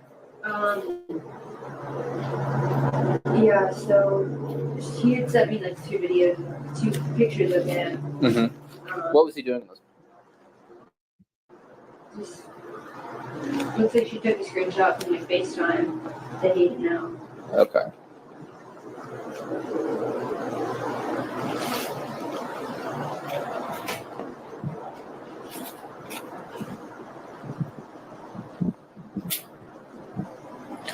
Did she ever send anything else of him? Nothing else? Okay. Did you ever see anything else of hers? Did she ever send you pornography, anything like that? No? Okay. Oh! Did she ever send you any pictures of herself? That's it. That's it right there. I didn't mean to scream in y'all's ears. He just asked a freaking 13-year-old girl if she ever sent her pornography. Wow. What a great move, Orange County. Like, how are you? Did you not take into account the fact that this is a 13-year-old child? Why are you asking like that? Well, I don't want to rewind it, actually. So let me go back to where we were. That was ridiculous. Send you any pictures of herself that are pornographic, or with anybody else? No? Okay. She would send a picture. I'll take it back for you, Ellis. Hold on. Did she ever send anything else of him? Nothing else? Okay. Did you ever see anything else of hers? Did she ever send you pornography, anything like that? No? Okay. Did she ever send you any pictures of herself that are pornographic, or with anybody else? No? Okay. Like, are you new and don't know how to ask a child in a different way than to say that word? Like, yeah, that's very distasteful for the Orange County Sheriff's Office. Like, I know they have to ask questions. This is true crime. It's an investigation. But, like, I don't know. That's not freaking cool. Hopefully they can find the pictures that were deleted. He is an asshole. Like, why would you ask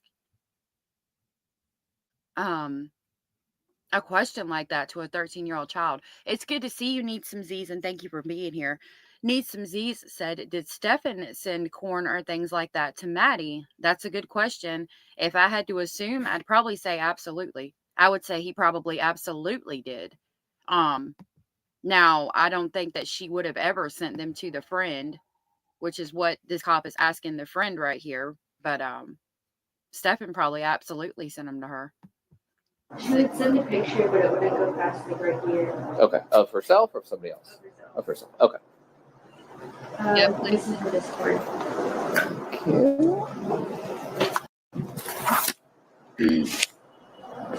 Sorry, I'm just going to look through it.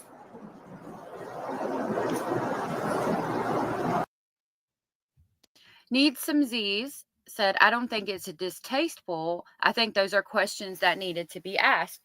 Right. And I can see that. In the new interview that we have, I know the mother is with her and they're very upset about questions asked to the friend because words were used and topics were brought up that they weren't ready to talk about with their daughter yet. So I think it's distasteful to ask that word specifically, right? Like, could we not have come up with another way to ask the friend that? Like, maybe say, did you ever see any pictures with Madeline without her clothes on? And have you ever seen any pictures of adults without their clothes on or anything like that? Like, you could have just left it at that and maybe got your answer. You know what I mean? Instead of using those words, because the parents were real upset, like didn't even want Orange County to talk to their daughter anymore. After asking a certain question. And I think we just figured out what it was. But I do agree, you've got to ask that question in a case like this. I just think there's a better way to do it. You know what I mean?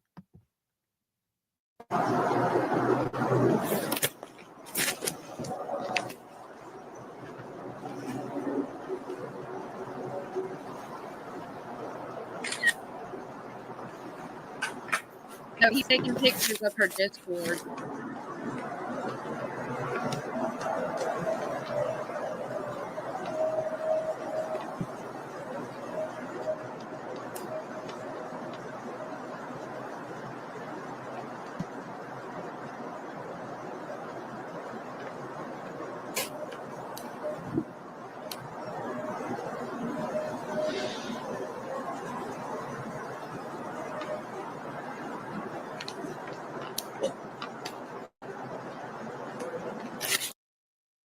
Neeson Z said, I think it's highly likely too. And it's highly likely that she talked to her friends about some stuff about Stefan. So I think it's important to know she had sent them stuff like that. Right. And I think you could ask, but in a way that's not going to upset the parents, you know, like maybe ask specifically about nudity or maybe weird things going on between adults. I don't know. I just think he should have went about it a different way. Because now you've got the parents upset, and now the parents don't even want the child to talk to Orange County Sheriff's Office anymore.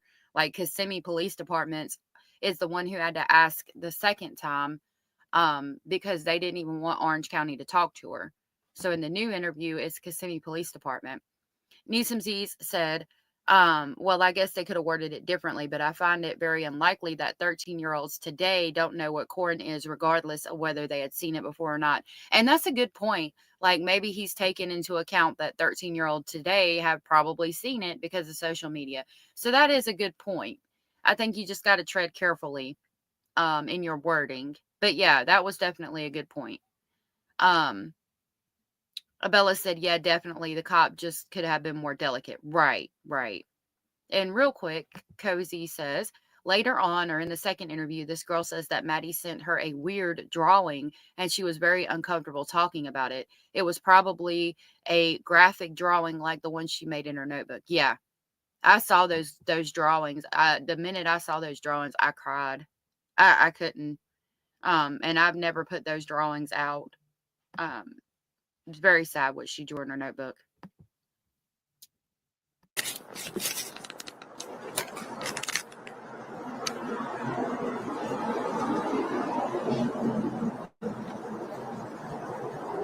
Inappropriate would have been a good word. Yeah. He says, or she. I'm sorry. She says in this message that she can't be on because that is there. Do you recall her saying that? Okay. I guess, did she ever not hang out with you, whether online or in person, to see him?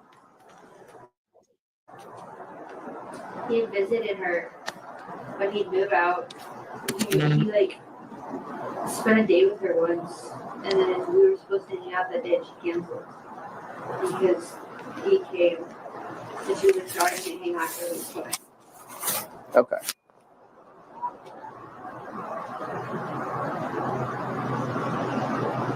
And she references that in the new interview that they were supposed to hang out and then she couldn't because he came. And she was excited to hang out with him. Unfortunately, most kids 12 plus, Nanny Goat says, age are aware of what corn is these days, and social media being what it is, it might have come better from a female detective, and that's another great point. In my opinion, parents should be concerned about the actions of people like Stefan and not the wording, but I'm not a parent and I've seen so much in true crime, so I just think talking about the real issues is most important. Right. Yeah, a lot of parents, though, like, I would be upset if a male detective asked my child something like that. I'd be real upset about it. Because you want them to keep their innocence as long as possible, you know. So yeah, but I think a female detective and worded differently because the question still has to be asked. Anders said the police ladies wanted to take pictures of Stephen Stern's member from behind when he was arrested. Yeah, they took pictures. I had to put a pumpkin over that video because they just like laid it all out. I was on a live and I played that video and I didn't know that it was going to be like that at the end. I had to delete that live because they just rolled out and showed everything. I was like, oh my God. Abella said a female cop would have been better. And real quick, Need Some Z's said, it's just reality today. I do agree that maybe a female cop would have been a good idea though. Yeah, absolutely.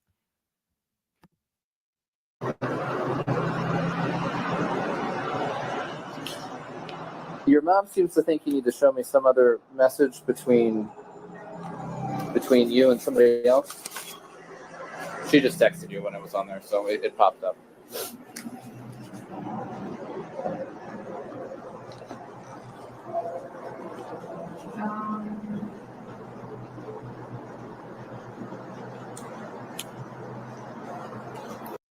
Hey, Alex, thank you for being here. I really appreciate you dropping in. Alex said, when an adult wants to spend time alone with other people's child, hello, red flag. Yeah.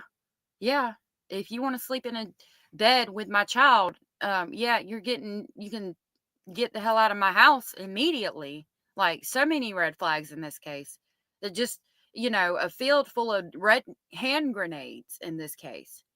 Thank you for being here, Alex. I mean, there's just so many, like a freaking sea of red, the Red Sea in this case.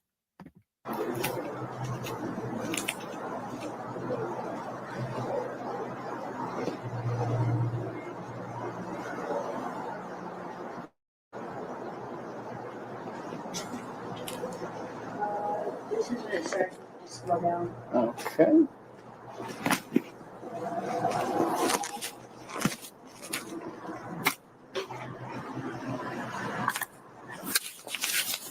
Did you show this to Brittany the other day? I did not show it to Brittany. You did not? Okay. I showed it to Jeffrey.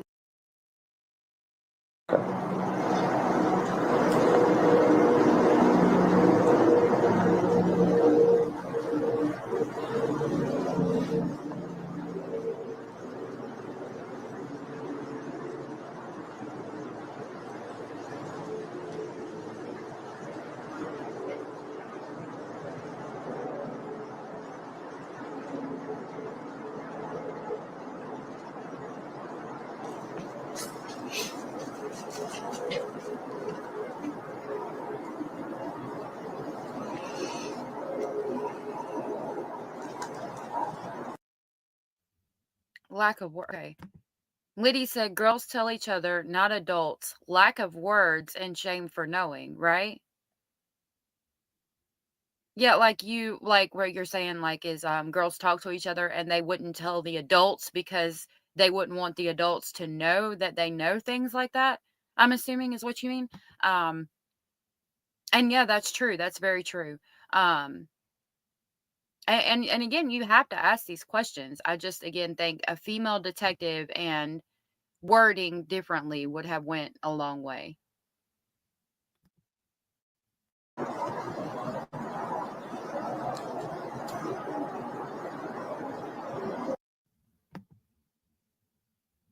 Oh, I was like, did it redact? Sorry, y'all.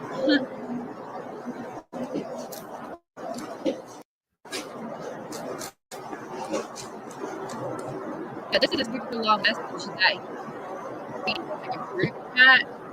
So I left it in here so how long it was. But I'm like, yeah, I wonder what he's reading because he reads this message for so long.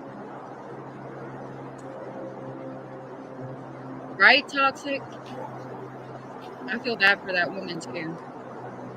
But they had to because they talked about a distinct pink mark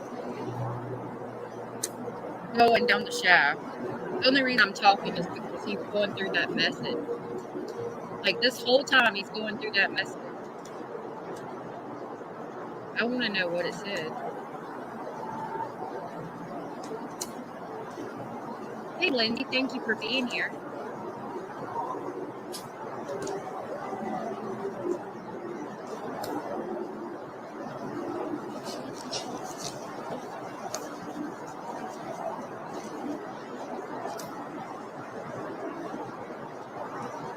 Like, how long is this message?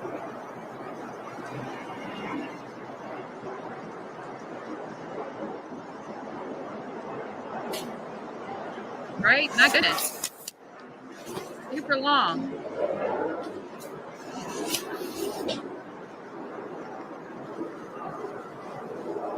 This is the second interview with the best friend. I'm going to turn it down for a second. The cop is going through a group text and looking at messages between, it's like a group text. I'm assuming it's Maddie, her parents, and then the best friend and her parents, or it could just be Maddie and the best friend. The cop's going through the messages right now, and like it takes him forever. So that's what this long, quiet part is. But we're going through the interviews of the best friend from the beginning, and we're on the second of 3.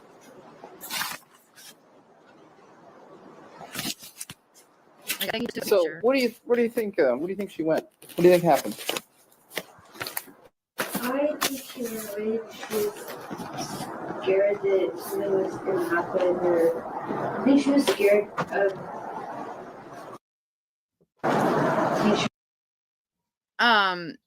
The friend is saying, I think she was scared of somebody. I think she wanted to get away from that. That's a picture of Maddie with her stepmom. I want to get away from that. and he like threatened her. That way she didn't tell anybody.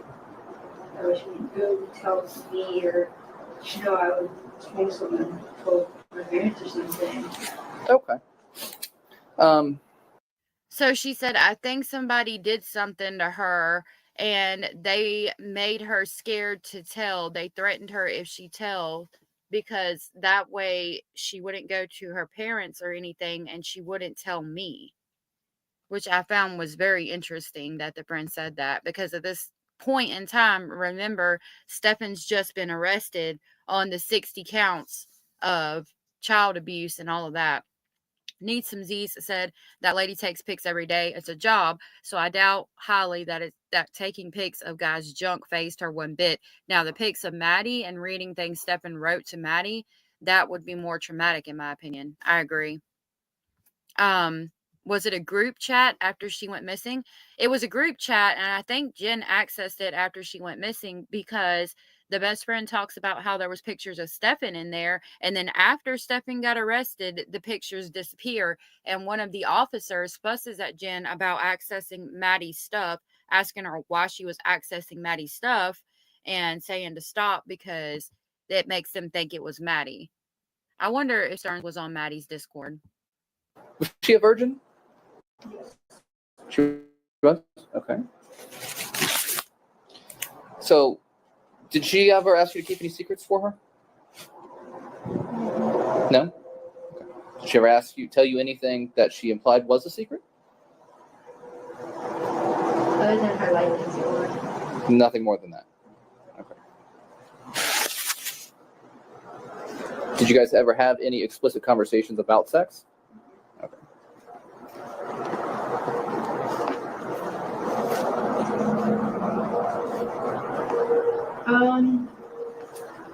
She would text me like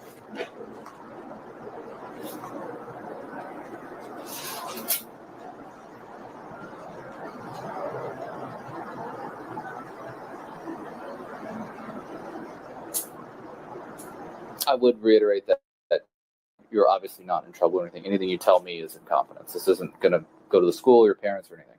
Okay?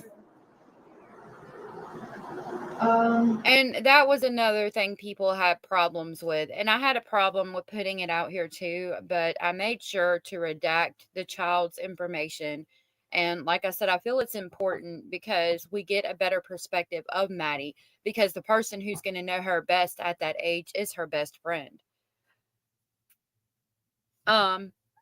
Toxic said, I only asked because if it's a video of them eating ice cream, I'll end that thought here. Oh. Lindsay said, and this kid's parents are there too, right? I know it would be tough as a kid, to be honest here. Yeah, they're there, but they're not out there with her. Poor little girl being asked this crap. How embarrassing, said Abellis. Yeah. Megan, real quick, says she thinks Maddie didn't tell her, so she wouldn't tell her parents. Thank you for that. Thank you for clearing that up.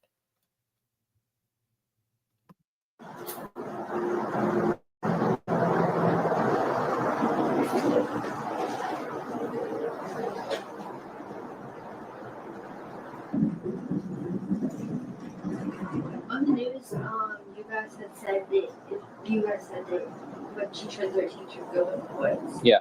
That's not what she said. What'd she say? She said if World War III would break out. Oh, yeah. Yeah. Yeah, we're aware of that. And then if she were 13, she'd go leave the house and never come back.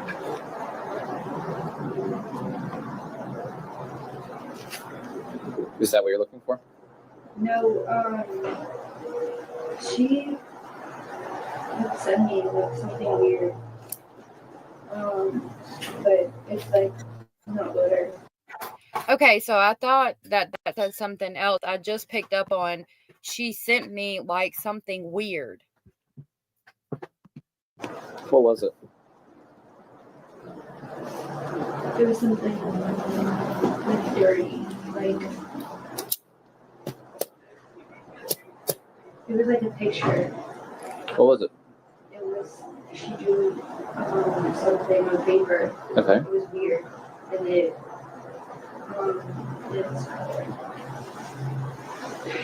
You're the person who interviewed me had Brittany. Yes. Okay, so if Brittany has it, that's okay. She would also on So there we got verification that she was sent a picture that she drew and that it was something weird. So that's interesting. I hadn't picked up on that before now either. Yeah, that's the one. Yep. So it was probably something. I mean, I'm not going to say what she drew, but I can say that it was, I'll say that it was, she drew a picture of adult having relations. And I'm assuming that's what she sent her friend.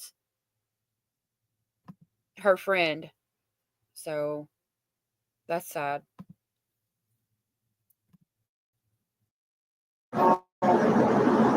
like she's like, oh, I'm gonna do this. Like me and him were together. Oh, yeah, I'm aware of that, yes. She never confided anything in you So personally, though? did she just say, so we're going to do this when me and him are together talking about her school crush? That makes me question, is that why Stefan did what he did? Because he knew if Maddie did that with the school crush, then there would be questions asked. But again, at the end of the day, I mean, putting myself in the disgusting shoes of that person, am I going to go to jail longer for abusing the child or for committing murder? I mean, I would think abuse, so why not just go to jail for the abuse? Like, why did you have to kill her? But, then I'm a logical person asking questions, so these people are completely illogical, so I guess that's why. I'm so sorry that happened to you, Nanny. I didn't mean to keep it highlighted for that long. I just read all of it. I'm so sorry that that happened to your daughter, and I hope that they're okay now. If you ever need to talk, you can email me. I'm so sorry. So, okay. About anybody Cozy. she might have been in a relationship with? Do you think she might have been in a physical relationship with? No, she was always so obsessed. Okay. It wouldn't seem like she was. Even before she had. Then Then it was. So, never anybody else? She ever come to school with bruises or anything? nothing I know of. Nothing you know of? Other than like makeup around her eye. Okay. Did she come to school with makeup around her eye and you ask her and she say it was bruised or no? She comes with like red eyeshadow under her eyes. Okay. It would look like she'd be crying. She'd be like, I'm not just makeup.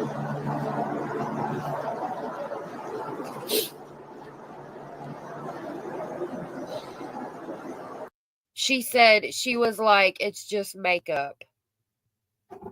Yeah, I really feel it. I mean, these interviews make me feel real bad for Maddie. I mean, as if I didn't already, though. Had she gotten her period? She had? Is that something that you two would discuss? She told me she got hers because Okay. mine was like 2 days after. Would she tell you every month that she got it? Okay. It's pretty much just to give me a heads up though. You said you're typically 2 days after?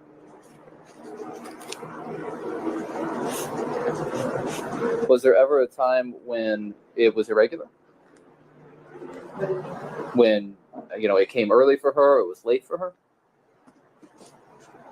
Yeah, last month it was late. I'm sorry, you said Last month. last month it was late?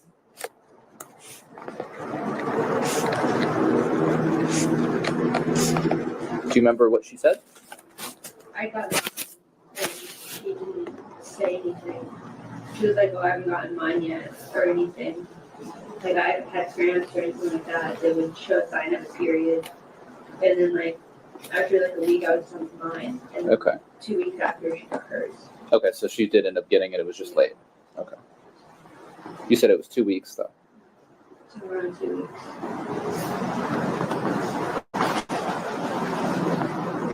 Did you have a conversation about that? About what could have caused that?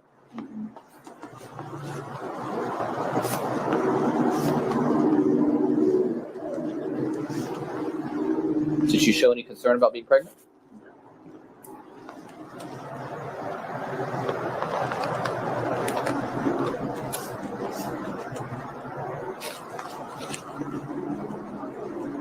Did she say that she explicitly wasn't? I know you said that she was a virgin, but if she missed her period, did it come up again? And she reiterate that she could not have been pregnant, or no? I don't know. You don't know? Okay. You don't know if it was talked about, or you? I don't think it was. Okay.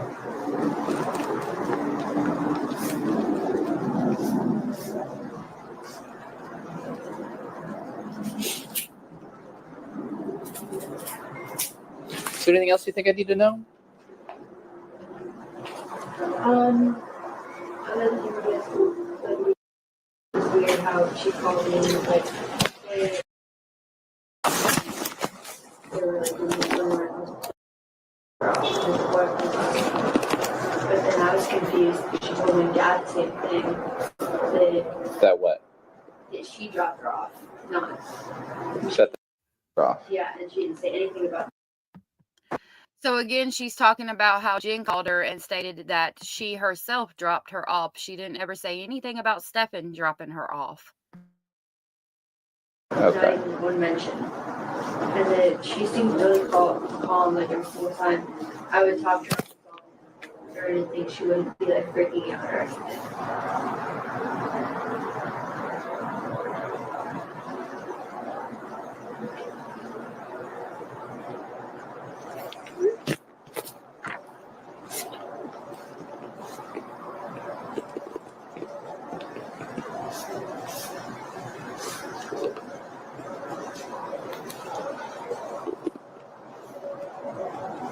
Is there anything else you think I need to know? Okay. Are you aware of what's going on? Have you seen the news and stuff about how Stefan, about how he was arrested and stuff? Okay, you're aware of what he was charged with? What was your reaction when you read that? Shocked. Shocked. Okay.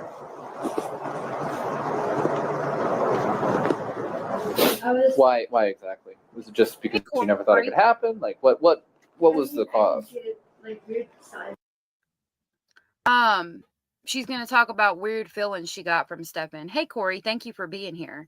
Corey said that they did seem oddly calm, except the aunt and grandma. Yeah, I need to get those redone and out. I think I'm going to do that soon. Alex said Jen is guilty AF, barely lifted a finger for her missing child. I agree with that. Personally, that's my personal perspective. Signs from him, but not that he would like touch her weird or anything like that. Okay, so what kind of weird signs did you get? Most likely that crossed my mind, like that thought crossed through my mind. Okay. When was that? Yesterday. Yesterday. Okay. So, before or after you saw the news? Before you saw the news. Before I saw that he was. Okay. The thought crossed your mind that he was doing something with her, or? He would probably do something. Okay. Why exactly?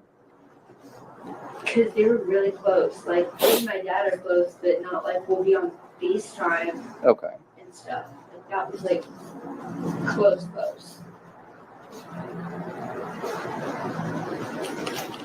Did you ever ask her about it?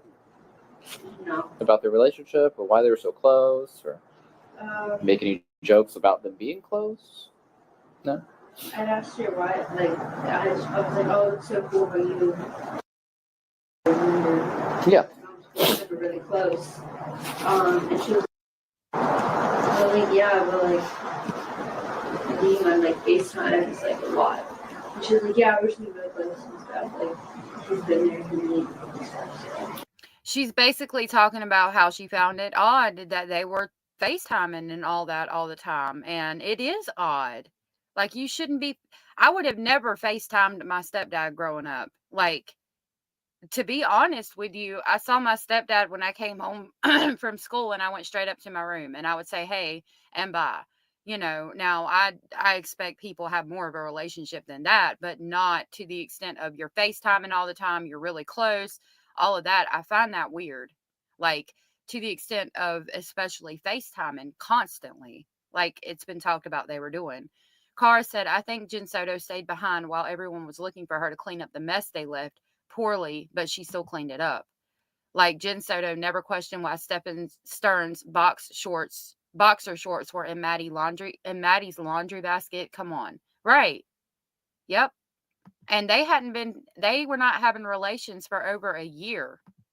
And the whole year, Maddie's sleeping in a bed with Steppen. Like, stop. Okay. Are you aware of the sleeping situation in that household?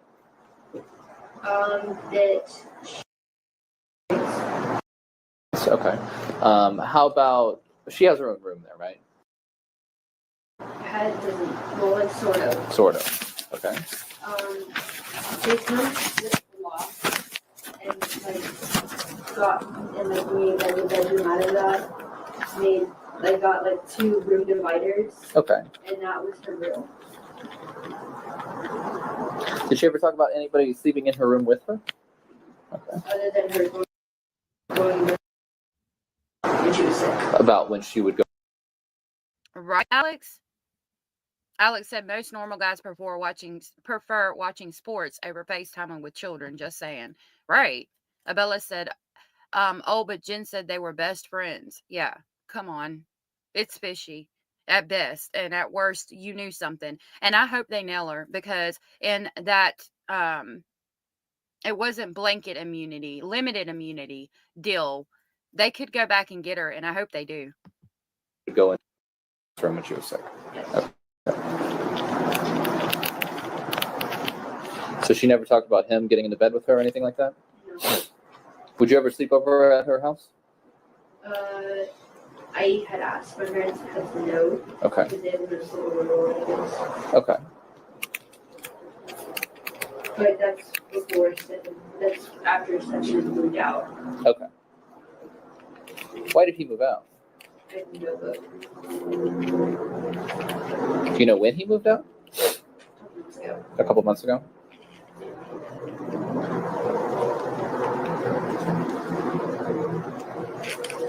You said you don't know why?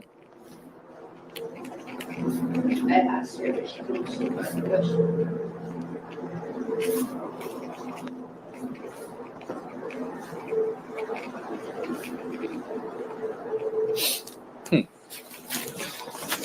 Okay. Anything else you think I need to know?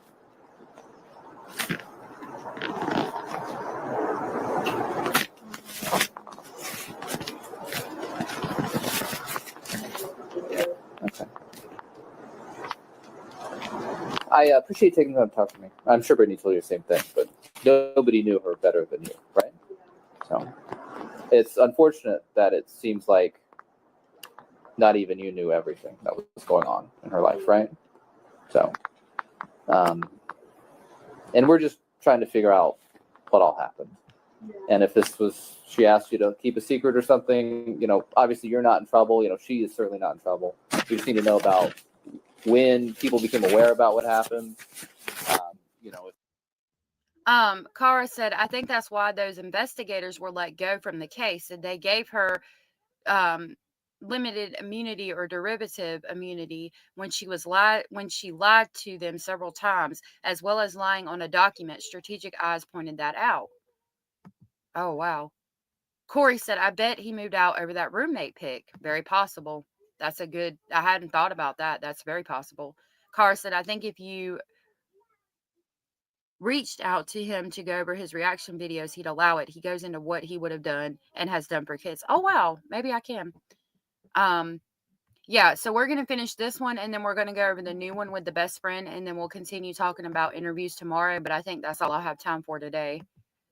If this is something that, it's happened before, that's why I asked. You think you're keeping a secret from somebody, and you are, but when people go missing, we just need to understand when this became aware, right? Her running away or anything. Yeah. So, what was going on at home is something that obviously nobody your age should have to deal with, and it was something that she was having to deal with. And I find it hard to believe that she didn't confide in anybody Yeah. Not even her best friend.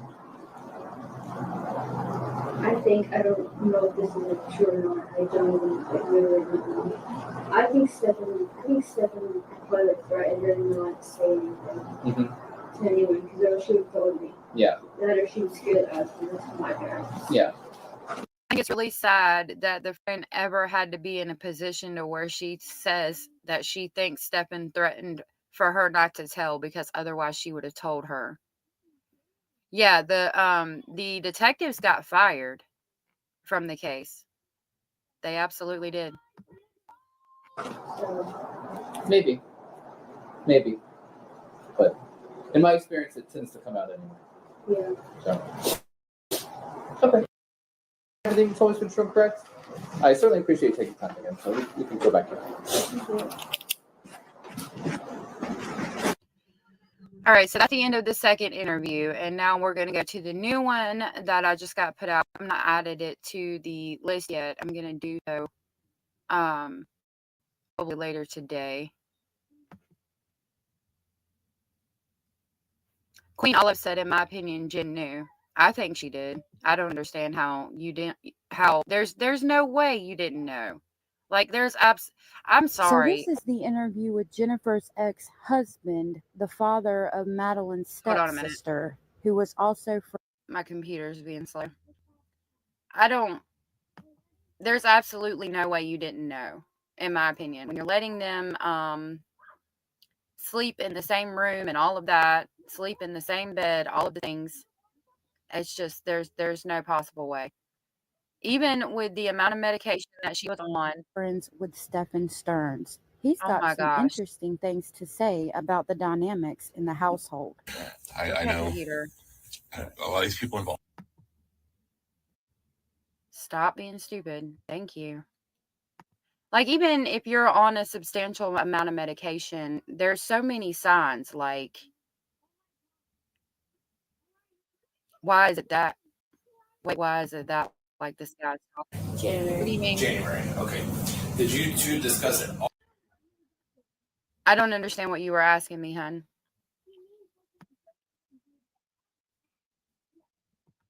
Okay. Yeah, he did have a pew-pew in the room where they slept. I like the picture of Maddie and her dad too. Wouldn't they have to get approval from a judge? I thought so.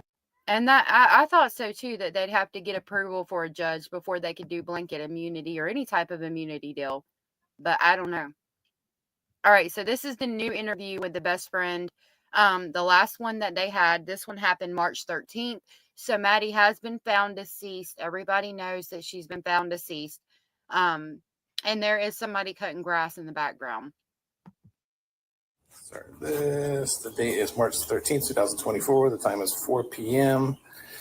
We are at Morris, Detective Kaluskin, and this is in reference to case number 24001896. If you don't mind, I'm just going to set this down here because I know you talk kind of soft, and so I can capture what you say. So like I said previously before we started the recording, I'm here and I'm the lead detective that's investigating the case for Maddie. Okay. I know you spoke to Orange County detectives in the past. Some were all right, some were not so pleasant, according to your father. So I'm going to do my best to be as... I'm in a house right now with my wife and 3 daughters, so I kind of know how to talk to females and stuff like that. So I just have a few follow-up questions from when you spoke to Orange County Detective Payne, I think his name was. Did you go to the Maddie's birthday party on Sunday? Yes. Who else was there with you as her friends? Me and Emily. Emily? Yeah. Do you know Emily's last name? No. Does she go to your school? Yes. What grade is she? 7th. 7th? Any classes with Maddie? PE. PE? You don't happen to have her phone number, do you? Yeah, I do. Do you mind giving it to me?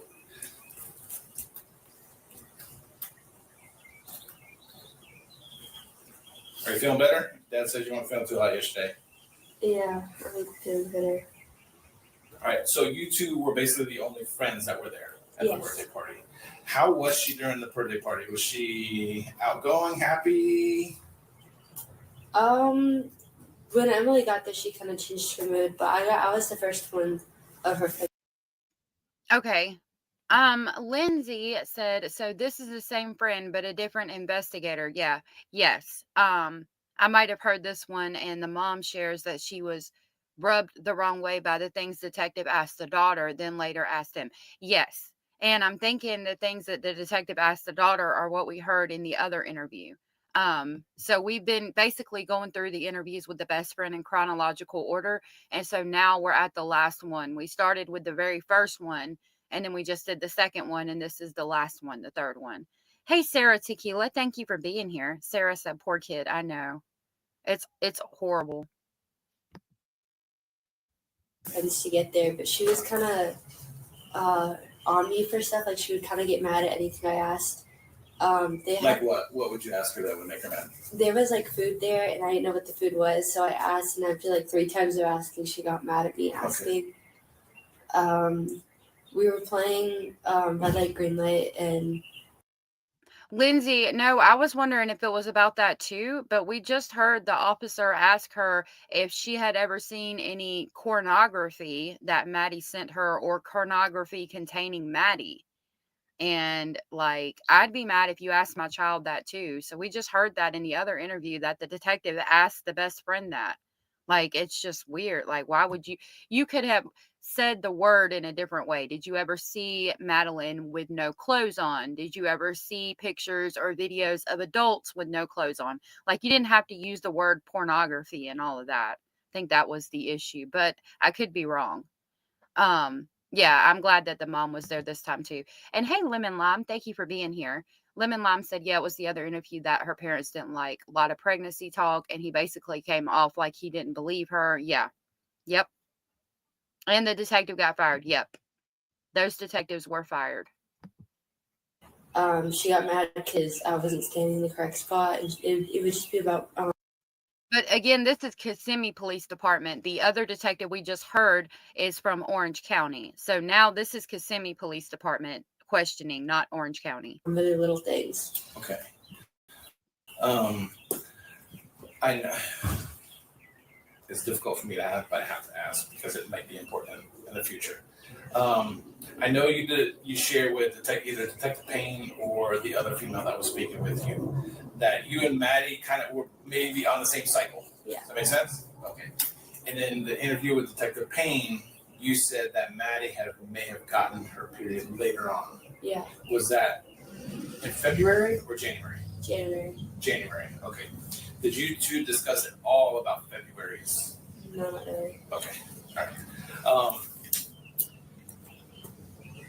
Because I think you also mentioned to him when she doesn't get it, she's kind of moody. Yeah. Or okay, did it appear that way when you guys were at the birthday party or the weeks leading up to it? At the birthday party. She did. Okay, she seemed. Of course, it was mother last night. Yes, exactly. So I'm gonna scoot a little closer.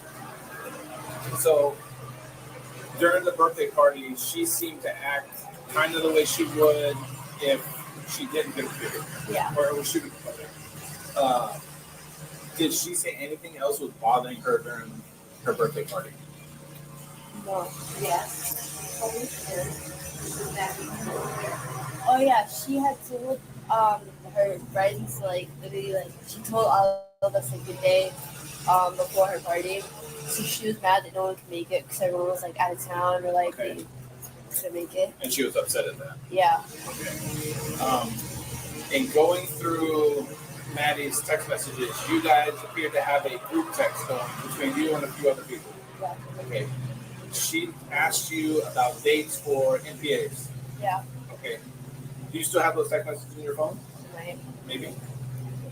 And the reason I'm asking is because it looks like when she asked for the dates for the NPA, either. NPA? The thing I went to like Monday. Oh, okay. Yeah. And it seems like nobody replied or those messages did go through on her phone. So I didn't quite catch what an NPA is, but they said something about Monday. I wonder what an NPA is.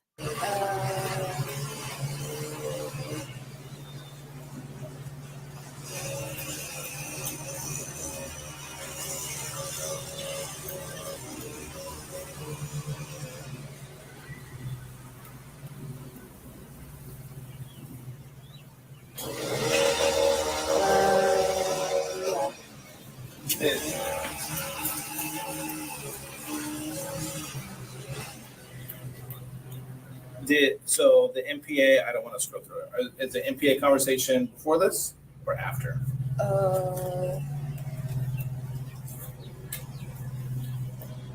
She said it right here. Looking at say, Right, Cozy. I agree with you. Nanny go, I would think, I mean, it would make sense with NDA. I think they're saying NPA. MPA was a music event, said Cozy. Okay.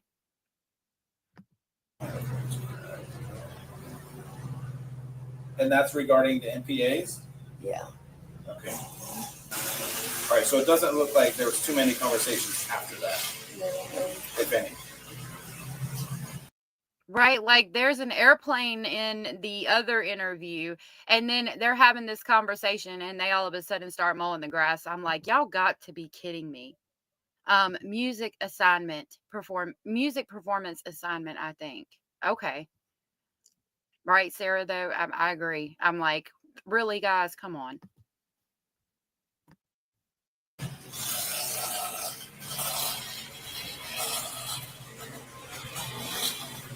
Yeah, that's one I kind of.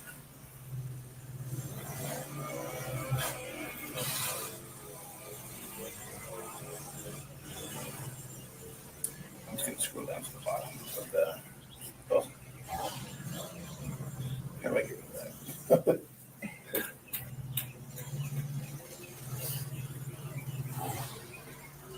Let's go all the way down. Yeah, go to the very last message that you had that Maddie would have been a part of.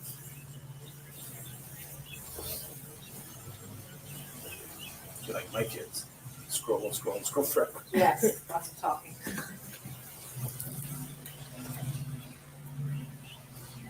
What was that?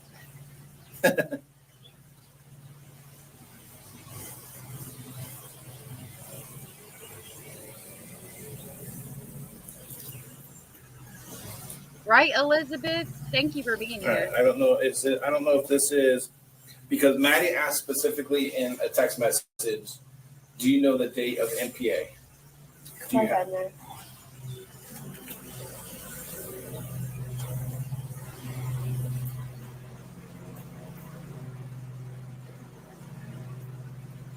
Oh, no, Abellis, you're good. But thank you for looking and trying to figure that out for me. Nanny go, the birds are happy, aren't they? Yeah, and again, I left this in so you could see how long he was looking at text messages. Like, evidently, they were talking nonstop in that group text.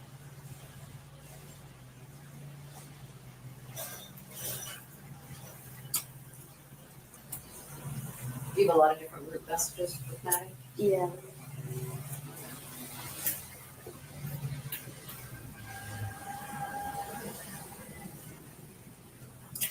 I forgot to mention, just for the record, Mom is also present with this interview.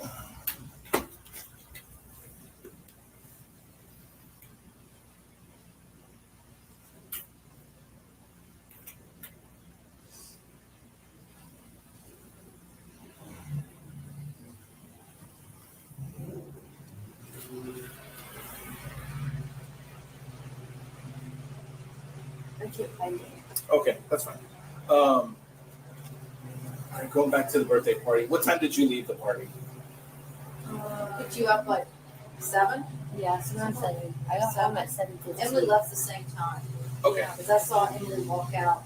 Her mother was already there. Her sister, someone was already there to pick her up, and then I Picking up saved it. Okay. Who all from Maddie's family was there? Was there a lot? Or? Yeah, there was a lot. I can't. Okay. Did Maddie say what time she was leaving the party to you guys, or what time she's gonna go home?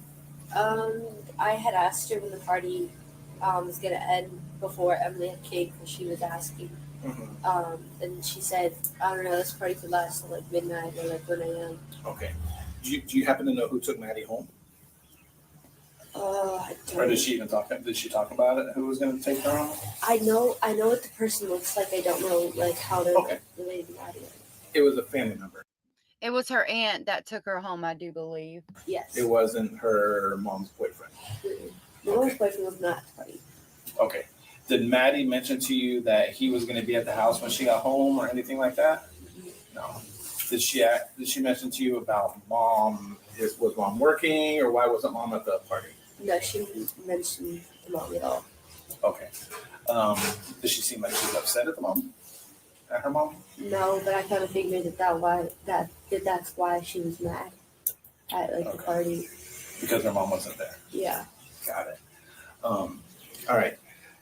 Now, I know you mentioned in one of the interviews that whenever you wake up, you always have messages from Maddie, regarding text messages. Yeah.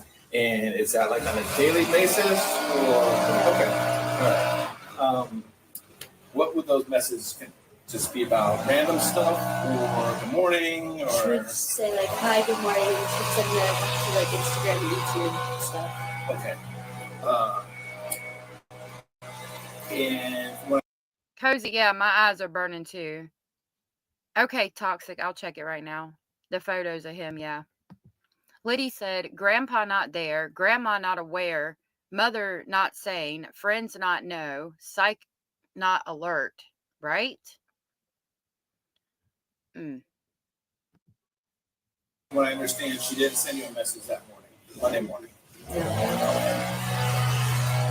And as long as you've known Maddie, have you known anyone other than her mother to take her to school? No. Other than her grandparents. Other than her grandparents, okay. Have you ever met this guy, her mom's boyfriend? I went over to her house like once or twice and he was there. I met him in person once. Okay. Did she ever talk about him? I knew she was on call with him a lot, and I knew that she had told me that he had moved out of like the house. Mm-hmm. And one day I had asked to hang out with her, and we'd made plans like a week or two before. Mm-hmm. And then the day of, I wake up to a text message, and it was like, "Hey, I can't. My stepfather's coming, and we're gonna hang out together for the day." Toxic. Who is this defendant? Because I've got a paper on this defendant and I could never figure out who this person was. Please tell me who this person is. This Marcos Lopez. Who is that? Thank you. Sorry.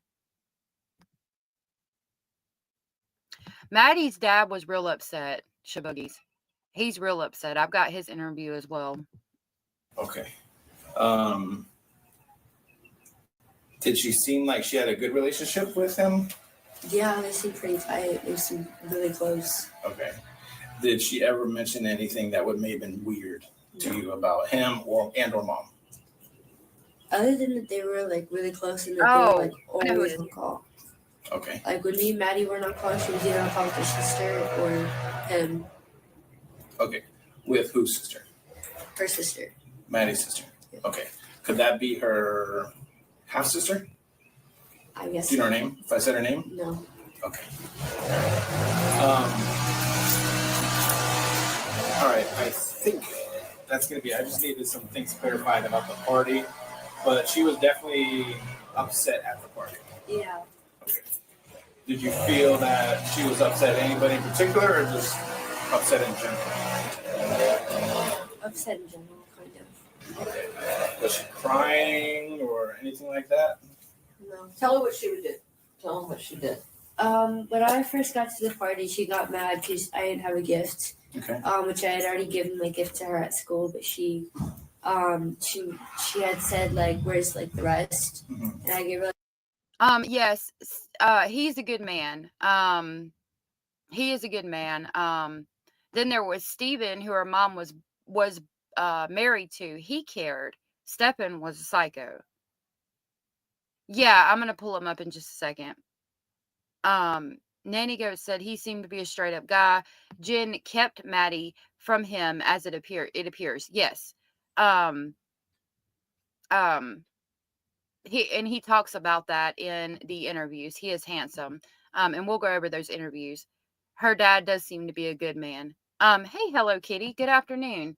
I'm glad to see you because I've got to do that donation thing, and I was hoping that you would still be around to see that because I know you donated for it.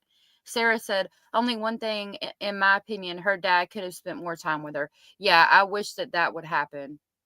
I wish that would have happened. were like this really big bag of like full of stuff. And I was like, what do you mean, where's the rest? And she was like, you said that there were going to be like a whole bunch of stuff as like a joke. And then, so where's the rest of the stuff? And I was like, this is it.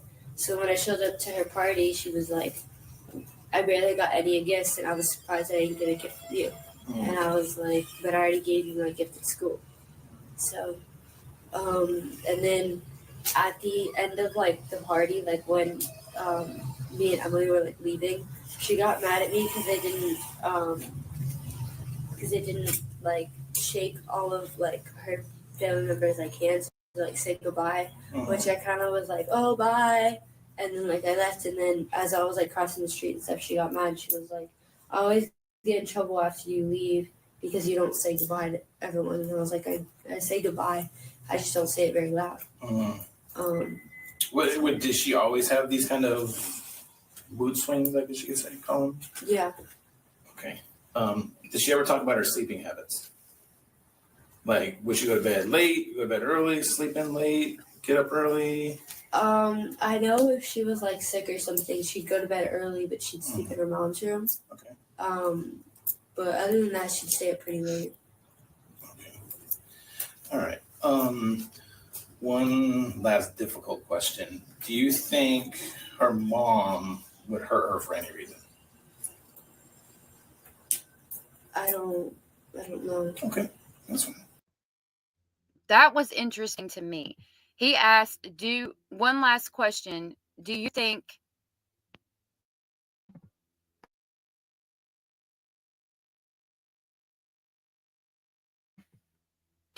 her mom would hurt her for any reason? I found that really interesting because that makes me question if they're starting to look at Jen. Because again, this is March 13th. So are they starting to question whether Jen could have had something to do with it? That's really interesting.